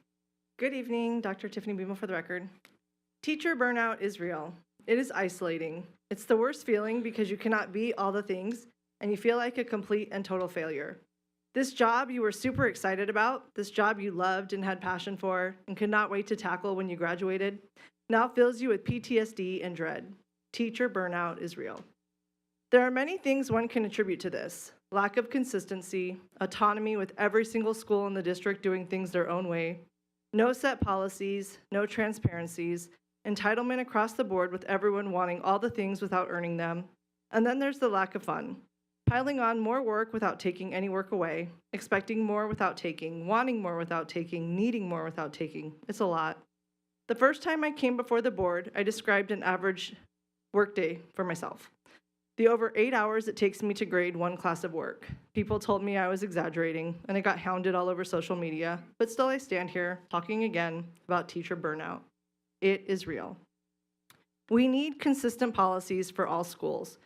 Behavior policies for all schools, Not lollipops and pats on the head, not waterboarding for suspension. There's got to be something in between. There's got to be better ways.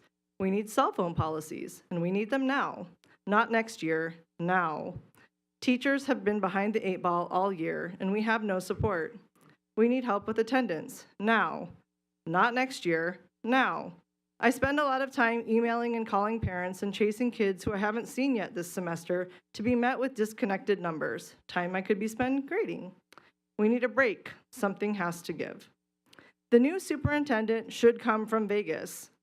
No search that will cost millions of dollars. No council of great city schools, no extra money. They need to know Vegas, they do. They need to understand our city. On the website, Council of Great City Schools boasts that they serve 17% ELL students. I have more than that in my first period alone. The new superintendent needs to be beholden to our stakeholders and students and the teachers and the staff. They need to come from the trenches and not be in the pockets of anyone else. No more throwing good money after bad. Look at the schools where things are working here, and let's replicate that. Look at the pockets of greatness here, and get those teachers to share the gems of what they're doing. We don't need to know what they're doing in LA or Houston, because LA and Houston are not CCSD. Transparency, consistency, no extra money. Get rid of the mindset that we need to mimic someone else, because we do not. It was a very failed experiment, a very expensive experiment to mimic Florida. And our students, teachers, and stakeholders are going to pay for it. It will take a long time to undo what's been done here, but with the right leadership, we can do it. Please take the time to find that and listen to the people that need your leadership the most. Thank you. Christian Negro, Ed Gonzalez, and then Anna Binder.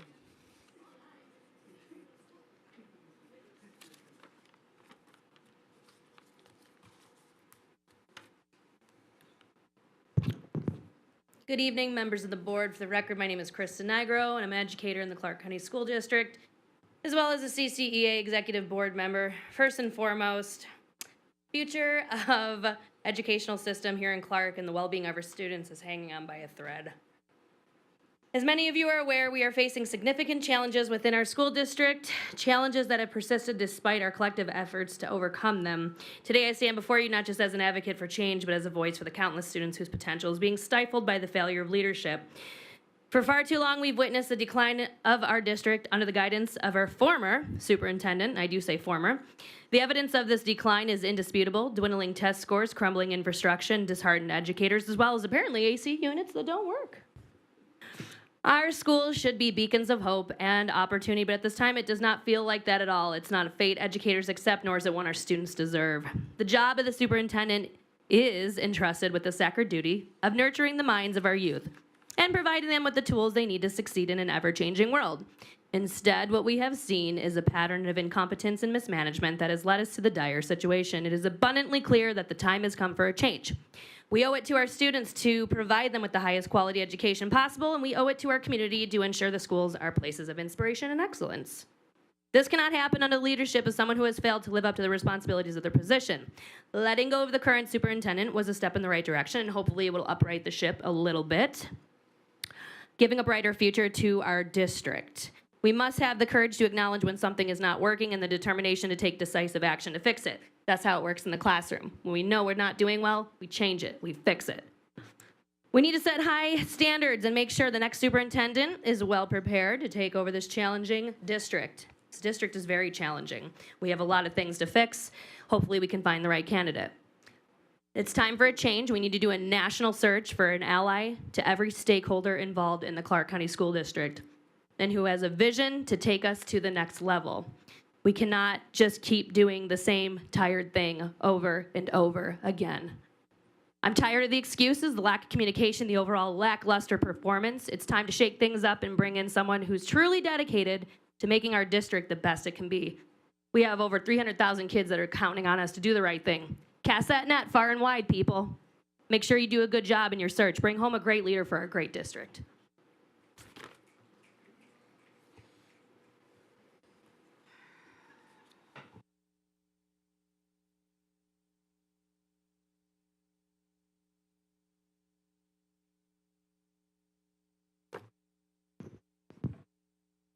For the record, Ed Gonzalez once again. I apologize, Madam President. I have not spoken this many times in a meeting in a while. But before I get started, I want to congratulate Dr. Brenda Larson-Mitchell for being appointed interim superintendent. I believe you're the first female ever to hold that position, so congratulations should be noted. Before I get started on the superintendent search, I just want to do a reminder that March 4th through 8th is Nevada Reading Week. And so we have a lot of people here who care about education. If you care to read to a school, feel free to reach out to a local school. You know, Hick Elementary sits on the northeast part of town. We're pretty isolated. Last year, we had over 50 people attend. I'm pretty sure if my principal's listening, she's gonna get mad how many I have so far, but we're already at 40 plus. And what it is just, it's a challenge because I was told you can't get people to come that side of town, and I just don't buy that. And so this time I did invite our trustee. I know you can't make it, Trustee Zamora, but we will have you back at that school at another time. But we invited people there, and I encourage if you want to go elsewhere at schools, they just want us know. If I have time, I'll try to read others as well.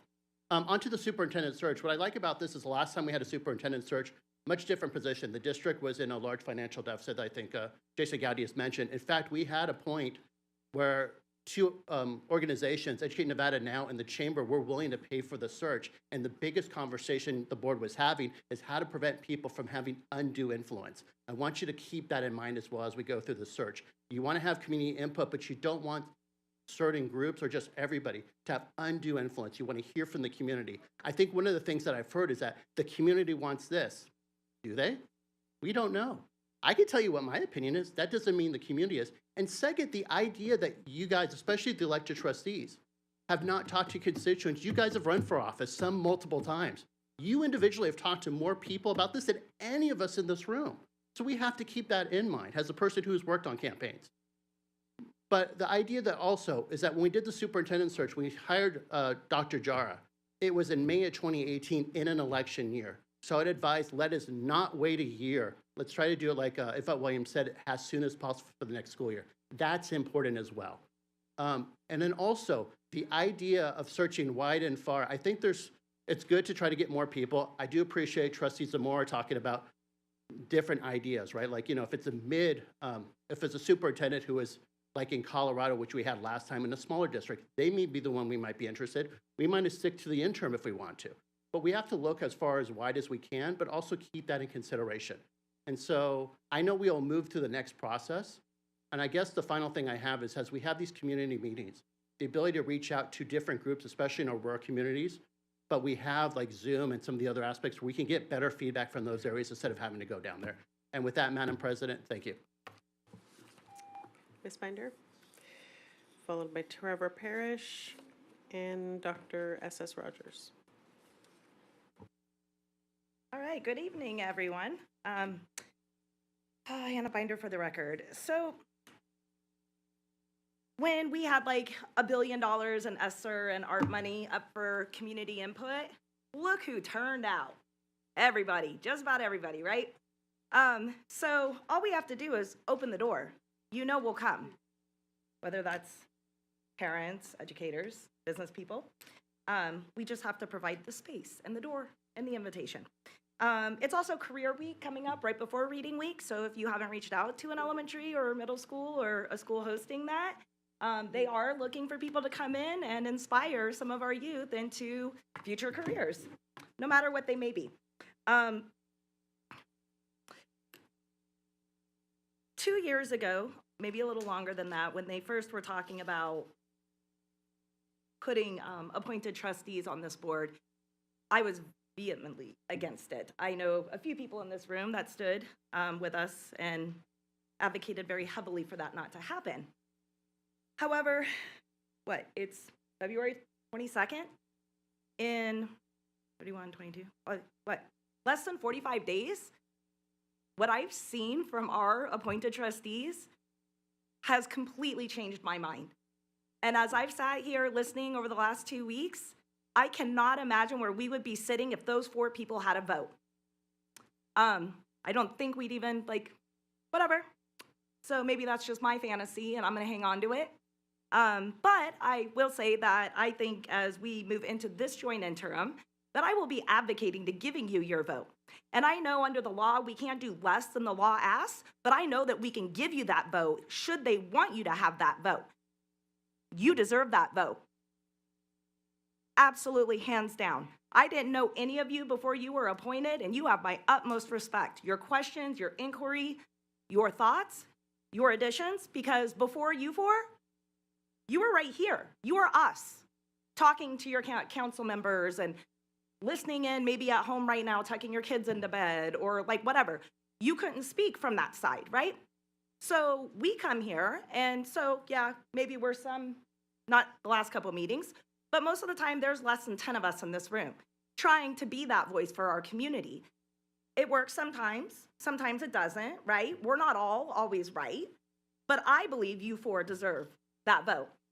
And I didn't think I would ever say that, so I think that means a lot. And I don't think that we need to wait until another legislative session to get us there. Thank you.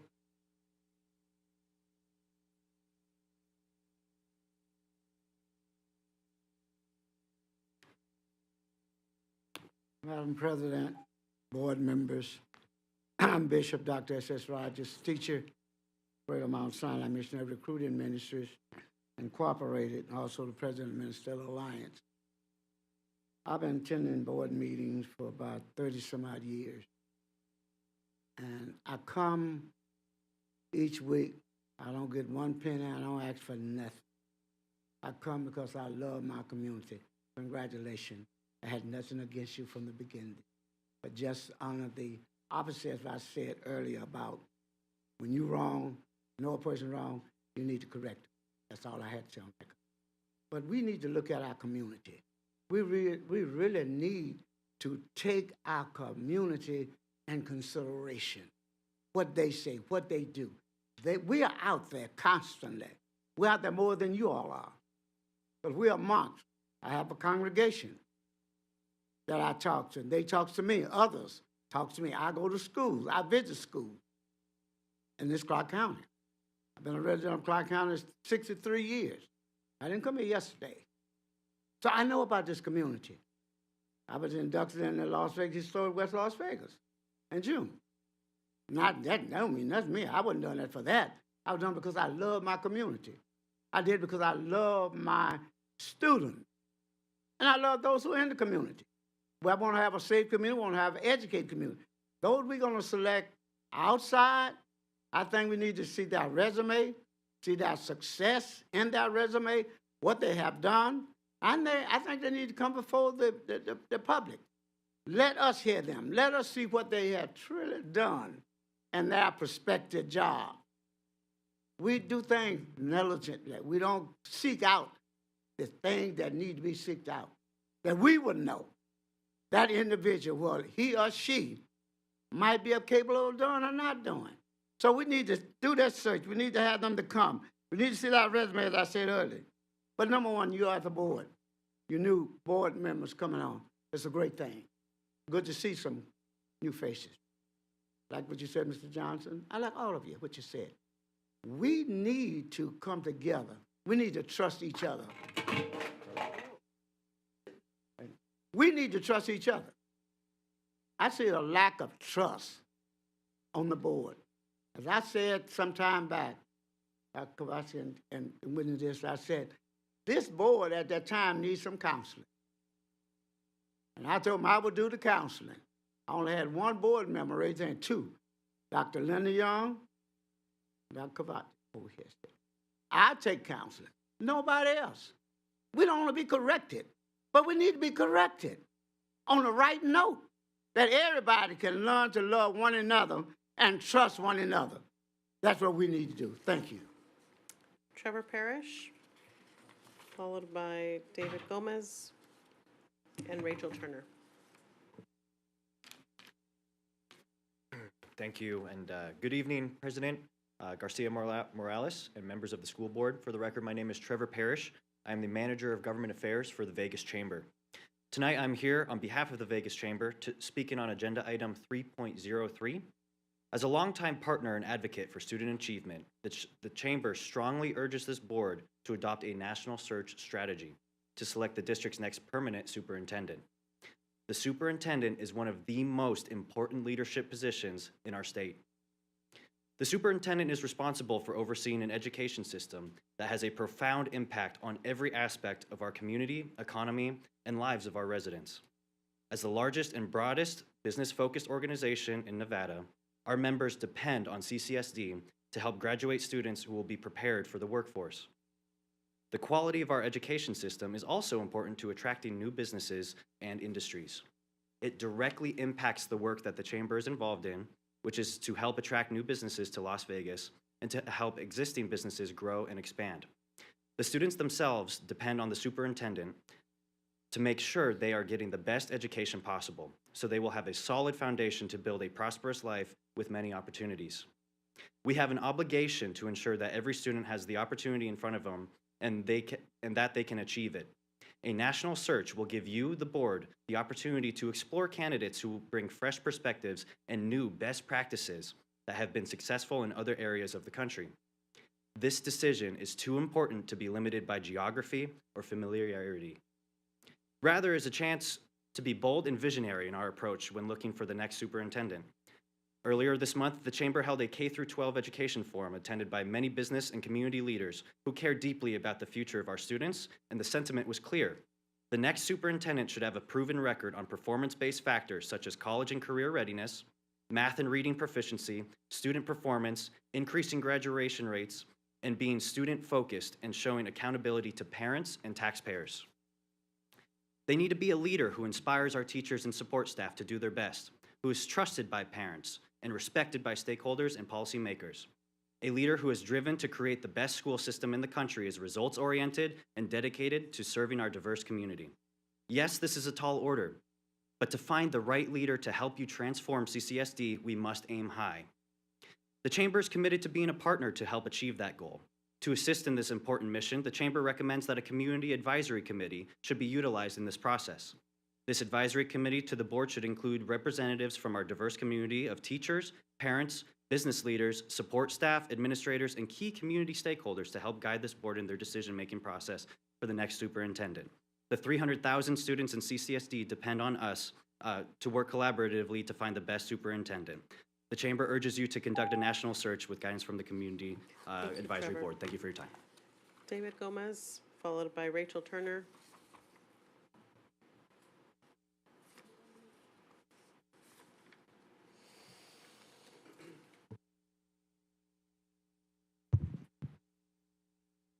David Gomez, Nevada Peace Alliance President. Help me. I wanted to read this to you. Whoever it applies to, so be it. You adulterous people, don't you know that friendship with the world means enmity against God? Therefore, anyone who chooses to be a friend of the world becomes an enemy of God. I choose not to be friends with the people of the world, especially demonic people. And that's my walk in my way, and I'm not going to change. But, you know, I want to talk about some of the things that I see. Now, I don't like calling people out, so I'm going to use vague terms. I believe that these trustees that are up here, additional, are doing a little bit of undermining things. Now, if it doesn't apply to you, don't get offended. If it does, put those shoes on and get to walking. And that's how I feel. So I see some undermining. I'm watching. I'm watching. I'm perceptive about what's happening up here. And I'm watching very closely. Voting versus non-voting. They're talking and they're over-talking and they're telling them what to do. Basically, I'm listening. I hear the words. You should do this. You're going to do it. We must do this. This is not how this works. This is not how that works. It's a recommendation. You talk to a person. But you know, there are some people that are sitting up here that Isaac Barone could not sit up here. Nothing against you, but Isaac Barone could not sit up here because obviously he works for the school district. There was a conflict of interest. There is a trustee up here that has and is working for a company that is collecting money from the school district, a large, substantial amount of money coming from the school district. But yet they're still sitting up here.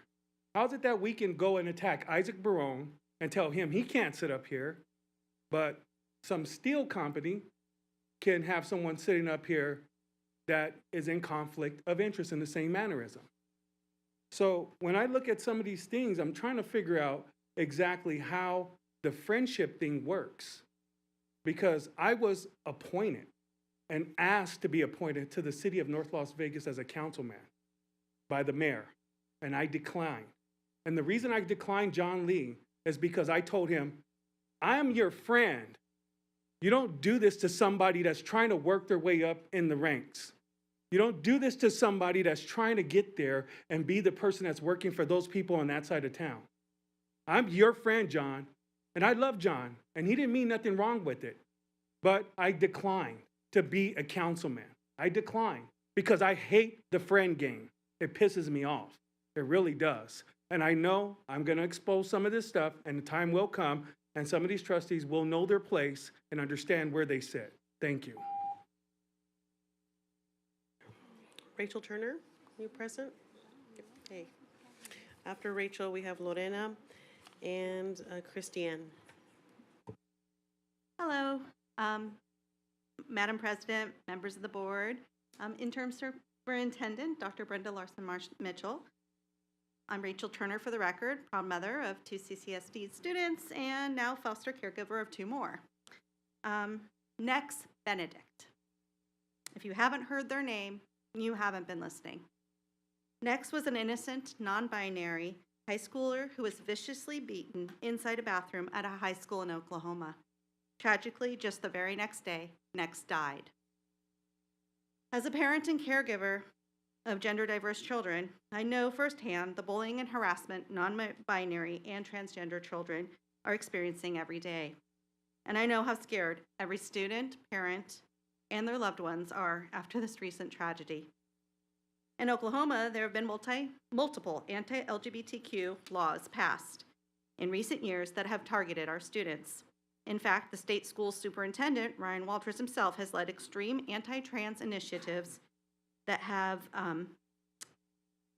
in the state, such as directing their Department of Education to release a video calling trans people in bathrooms an assault on the truth. The assault isn't on the truth. It is on an innocent young person, a straight-A student, a member of a tribal nation, and a grandchild that is dearly missed.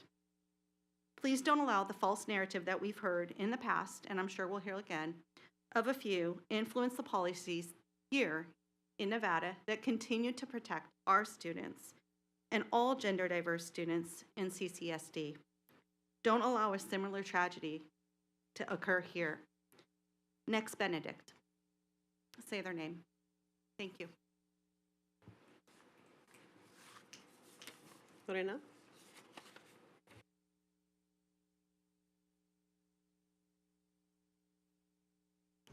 Hello, good evening. My name is Lorena Biasotti. Being here today, noticing the changes, the upgrades, the remodeling at the same time that JAR is being removed seems very symbolic. I hope this effort to improve the appearance translates into improvement of the functionality of this board also. I know it feels as though allowing JAR to walk away with $250,000 was a loss, especially when it feels as though we should be charging him for all the failures under his watch, but we needed to jump ship or push him off the ship before it all sank. So we should all walk away with a sense of relief. With Brenda Larson Mitchell's appointment and her impressive resume, including having been a teacher and a member of this district for over 30 years, why are you looking for a replacement? Why couldn't she be permanent? I thought you all loved teachers. You already did cast the net far and wide and reeled in a bad fish from as far away as Florida who left the trail of destruction and death. Why not give this opportunity to someone who knows the landscape? Ms. Brenda Larson Mitchell, if you truly can represent the voice of parents, we wish you the best. We will pray for you that God enlightens you and gives you wisdom to make decisions that will keep our children educated, inspired, and without dangerous ideologies invading our public school system. I'd like to add 4 trustees are up for re-election: Lola Brooks, Evelyn Morales, Lisa Guzman, and Katie Williams. We have a golden opportunity to fix our schools, but beware. We cannot replace these members with people who could be worse. We tell our children to do their homework. Well, it's time for us to do our homework ourselves and make sure whoever we elect is someone whose only purpose to be on the board is to unite our children in learning and success. Do not take this opportunity for granted. We have the chance at a clean slate with honest and ethical representation that reflects the voice of parents and stakeholders alike. We know for sure people who were voted here 4 years ago, like Lola Brooks, are not it. Thank you and good night. Christiane, followed by Brandon Summers and Jenna Robertson. Good evening, board members. Well, I'm here again, try to expose this pornographic books that we have in our schools. I was silent many times that I was here because the content was considered vulgar and obscene. But these books are still in your school's libraries. Pornographic might be defined as the depiction of erotic behavior, sexual display in pictures or writing that is intended to cause sexual excitement in the viewer. The American College of Pediatricians urges healthcare professionals to communicate the risks of pornography exposed to young kids. Children that view pornography have a lot of social and mental health problems. Sexual predators have purposely exposed young children to pornography to groom and for sexual exploitation.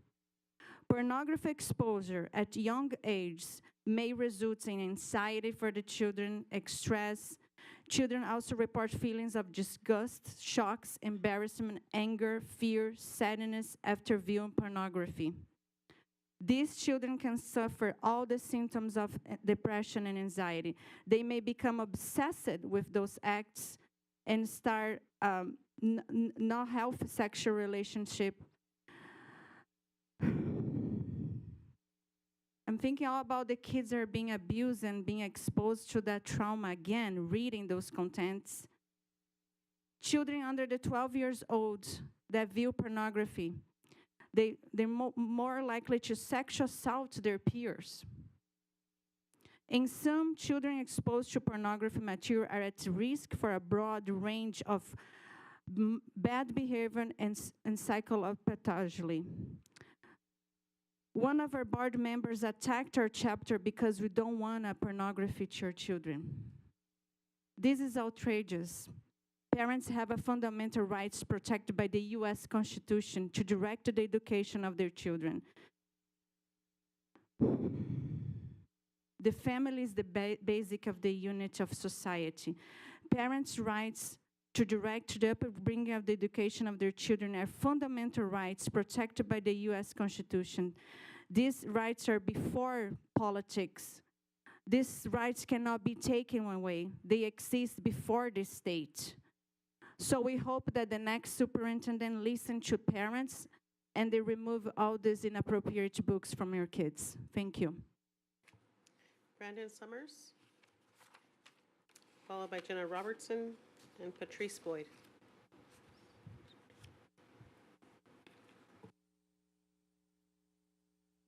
Greetings, members of the board, President Garcia Morales. Brandon Summers for the record. I'm very glad that Dr. Jesus Jar is no longer superintendent of the Clark County School District. But when he was fired the first time, that should have been the last time. The saying goes, when someone shows you who they are, believe them. And Dr. Jar showed us that he was selfish, self-serving, dishonest, arrogant, and unfit to be the leader of the 5th largest school district in the USA. Earlier, someone said that he should never be allowed to work in education, and I agree. He has run teachers away from the district, wasted money, and ruined lives. As we move forward, let's remember that this school district is in crisis. We have had a critical staffing shortage for years, and it has grown worse with Dr. Jar behind the wheel. My public records request from September was finally fulfilled this week, and it revealed that we have over 1,200 licensed teacher vacancies, 390 of them in special education. And from reporting by zealous investigative journalists, we now know that North Las Vegas and East Las Vegas schools are suffering disproportionately. And as a side note, it's been rumored that the number of vacancies is actually much higher than what CCSD tells us. Teacher burnout is real, will lead to more vacancies, and it's actually time to do something about it. All these educators in these blue shirts have probably been up since 5:30 in the morning, are likely exhausted, and will still have grading to do. I commend them for showing up for our children daily, and there's no reason that negotiations with the teachers union should have been contentious and taken this long. Let's actually take their input and expertise to heart so that CCSD will be a district that educators actually want to work in. Finally, please revisit higher pay and benefits for vacancy substitute teachers. The need is there, the money is there. It's simply a matter of will to pay long-term subs a living wage. Thank you. Jenna, followed by Patrice Boyd and Matt Dorato. President Garcia Morales, trustees, interim superintendent Larson Mitchell, congratulations. I'm Jenna Robertson, mom of 5 CCSD students and advocacy director at Nevada Alliance for Student Diversity. Tonight, I'm here to talk about a student who's making news, Nex Benedict.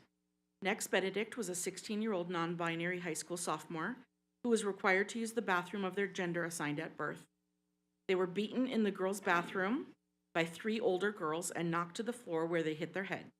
They were suspended from school, sent home, and died the next day. Nex was 16. Nex Benedict was not from Nevada. No, Nex Benedict was not a CCSD student, but they could have been. We know of hundreds, and there are probably thousands. Please do not kid yourself. There are probably thousands of trans, non-binary, and gender non-conforming students just like Nex Benedict in CCSD alone. As you've already heard earlier in this meeting tonight and in the public comment periods of many recent meetings, we have a policy to protect our gender diverse students in CCSD, and I thank you for that. We have people in this room, and maybe even on the dais or on the phone tonight, who would tell you it's an unnecessary policy. I hope the death of NEX is an example of exactly why we need policy 5138 at CCSD. It's not a perfect policy. You've heard me say that Washoe does it better standing here at this dais, but it's a good start. While it protects hundreds of students with a supportive parent in the home, knowledgeable enough to initiate a gender support plan meeting, because again, only students with a supportive parent get a gender support plan. Hundreds, if not thousands, of gender diverse CCSD students need safety in our schools too. Thank you for protecting policy 5138. Thank you for protecting our trans and non-binary kids.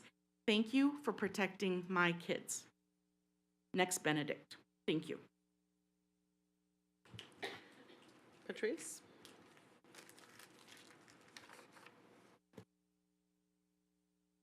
All right. Good evening, Madam President and Board.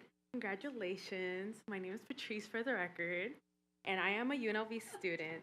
To see where our democracy, our democratic republic has come in over to almost 250 years. Crazy, right? So excuse my ignorance, because I have not thought about CCSD since I've graduated back in 2019, but I have people who came here today and people who have been a part of the district who have molded me. And because I care about them and I love them, I came here to show a little young perspective on the issue and come support them. But I've had the privilege of tonight listening to a lot of educators and parents and people passionate about what's happening in their community.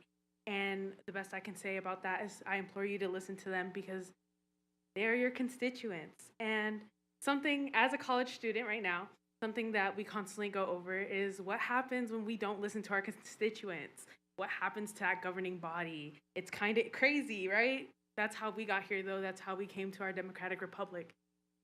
And so, yeah, I definitely implore you to listen to them and those people who have put you here to represent them. As far, I've heard a lot of things tonight, and so I just kind of share my little ideologies and how I see it. I believe when we think about what we believe in and how we determine what we should compromise in. We compromise where we can. Where we can't, we plant ourselves firmly as a tree and don't move. And so if you have found nothing to ground yourself in here tonight or in the past of what other people have said in the past, then if you're not willing to stand for anything, you're willing to fall for anything. And so, yeah, I will leave that with that one.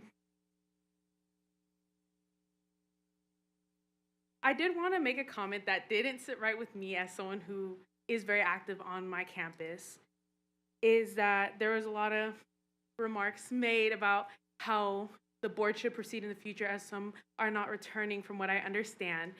And I think the way that they were, the way that your constituents were talked to was a little sassy and in a way makes a mockery of what a public servant is. It sucks sometimes. We are criticized. We are, in a lot of ways, insulted and just pushed down. And yeah, that sucks, but that is the job. And we're here to listen to them. And so to sit here and see some sassy remarks come from the board towards their constituents, even if it makes you unhappy, that is what you signed up for, in my opinion. So, yeah, that's all I have to say as far as, I wish y'all luck, and I do hope that you listen to your constituents. Have a good night. Matt? Matt, are you present? Barry Wiseman? Wisman. Barry Wisman. Good evening. For the record, my name is Barry Wisman. I'm a 20-year veteran third grade teacher from Frank Kim Elementary School. I sat before you on January 25th and listened to a $60,000 consultant talk to you about soliciting feedback from district stakeholders. I agree that this skill is needed, as you failed to listen to the many voices that provided input on Dr. Vajara's failed leadership over the years.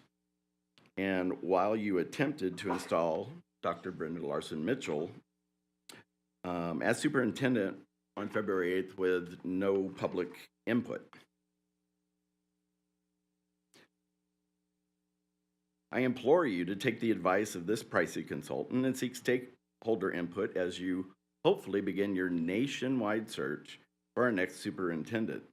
This process must be transparent and include opportunities for input from all stakeholders. I feel compelled to remind you that many of you are up for re-election in just over 7 months. Rest assured that we will remember your actions tonight and your inactions over the years, allowing Dr. Jar to create his devastating legacy that he leaves behind. We will think of you as we are casting our ballots for new trustees, ones that will actually hold the new superintendent accountable for their actions. The failed leadership from this board cannot continue. Remember the 5th of November. Thank you for your time.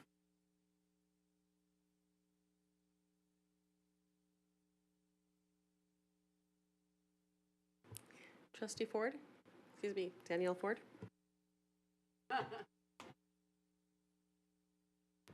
Hello. Good evening, Board of Trustees, new interim superintendent Larson Mitchell. Congratulations. Former trustee Danielle Ford for the record. Nobody on this board has had proper training in Robert's Rules of Order, fiduciary responsibilities, or how to properly conduct a superintendent search. And that's not necessarily your fault. This board attends a lot of conferences, but the one that has never been attended as a group is NSBA, the National School Boards Association. They are pro-public education, and they are made up of public education experts and school board attorneys. Since there wasn't a lot of research done about searching for a superintendent, I'm going to read an excerpt from NSBA's website. The reality is that school districts pay significant dollars for search firms that typically generate a list of candidates, some of whom succeed and some of who don't. While there are competing firms, their search processes tend to be very similar and, in fact, often come up with many of the same candidates. A few things to consider for a superintendent search. 1, the person selected is the board's employee, and thus it is the board that is accountable for the actual selection. Listen to the public input, but do not abdicate your responsibility. 2, to find the right superintendent, the board must first identify the future issues and challenges of the district. 3, failure to do so will find the board searching for a leader without being grounded in purpose. This leaves the district vulnerable to being swayed by factors in the selection process that have little to do with what is really needed. 4, a simple question should be asked of people who know the candidates. The question is, what does this person stand for and what really matters most to them? What leaders truly care about should be evident from their past decisions, their values, and priorities. Those who know these leaders and have worked with them should be able to articulate easily what has been most paramount to them. Tip, seed feedback from individuals, not just groups. Ask parents, community members, and staff at all different levels to see if there is a consistency. Keep in mind also that as a board, you are seeking a dance partner, not a marriage partner. While certainly long-term tenure for superintendents exists, that tends to be the exception, not the norm. Usually it is because a superintendent that is hired has specific experiences and skills that match the needs at the time. So that's from NSBA, the National School Boards Association, which I know that NASB is not a part of anymore. I've spoken with them. The pro-public education training that many school boards receive is not being received by Nevada school boards. The good news is that they have a conference coming up April 5th through 8th in New Orleans, and the board should consider delaying the conversation about hiring a superintendent so that as many trustees are available as can attend and seek out advisement on conducting a proper search from the only national organization that exists to help public school boards and elected trustees. That is the kind of trip that taxpayers are happy to fund. Thank you.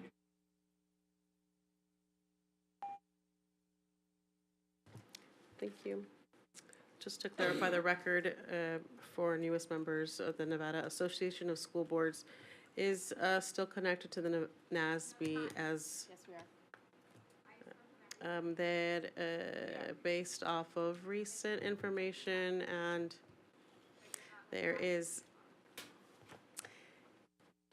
the Nevada Association of School, again, for the record, the Nevada Association of School Boards is still a member of the national organization. All right, let's move on. Colleagues, item 5.01, upcoming meeting of the Board of Trustees, Monday, February 26, 2024 at 5 p.m. here in our boardroom. I'm seeking a motion for adjournment. Trustee Cavazos? Thank you, Madam President. At this time, I'd like to make a motion to adjourn this meeting. Thank you. Trustee Brooks? I would like to second that motion. Thank you, Trustee Brooks. Colleagues, we have a motion by Trustee Cavazos, a second by Trustee Brooks. Please cast your vote.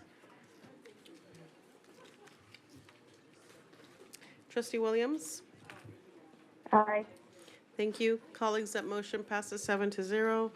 It is 9:32 p.m. Have a great evening, night. Have a great night.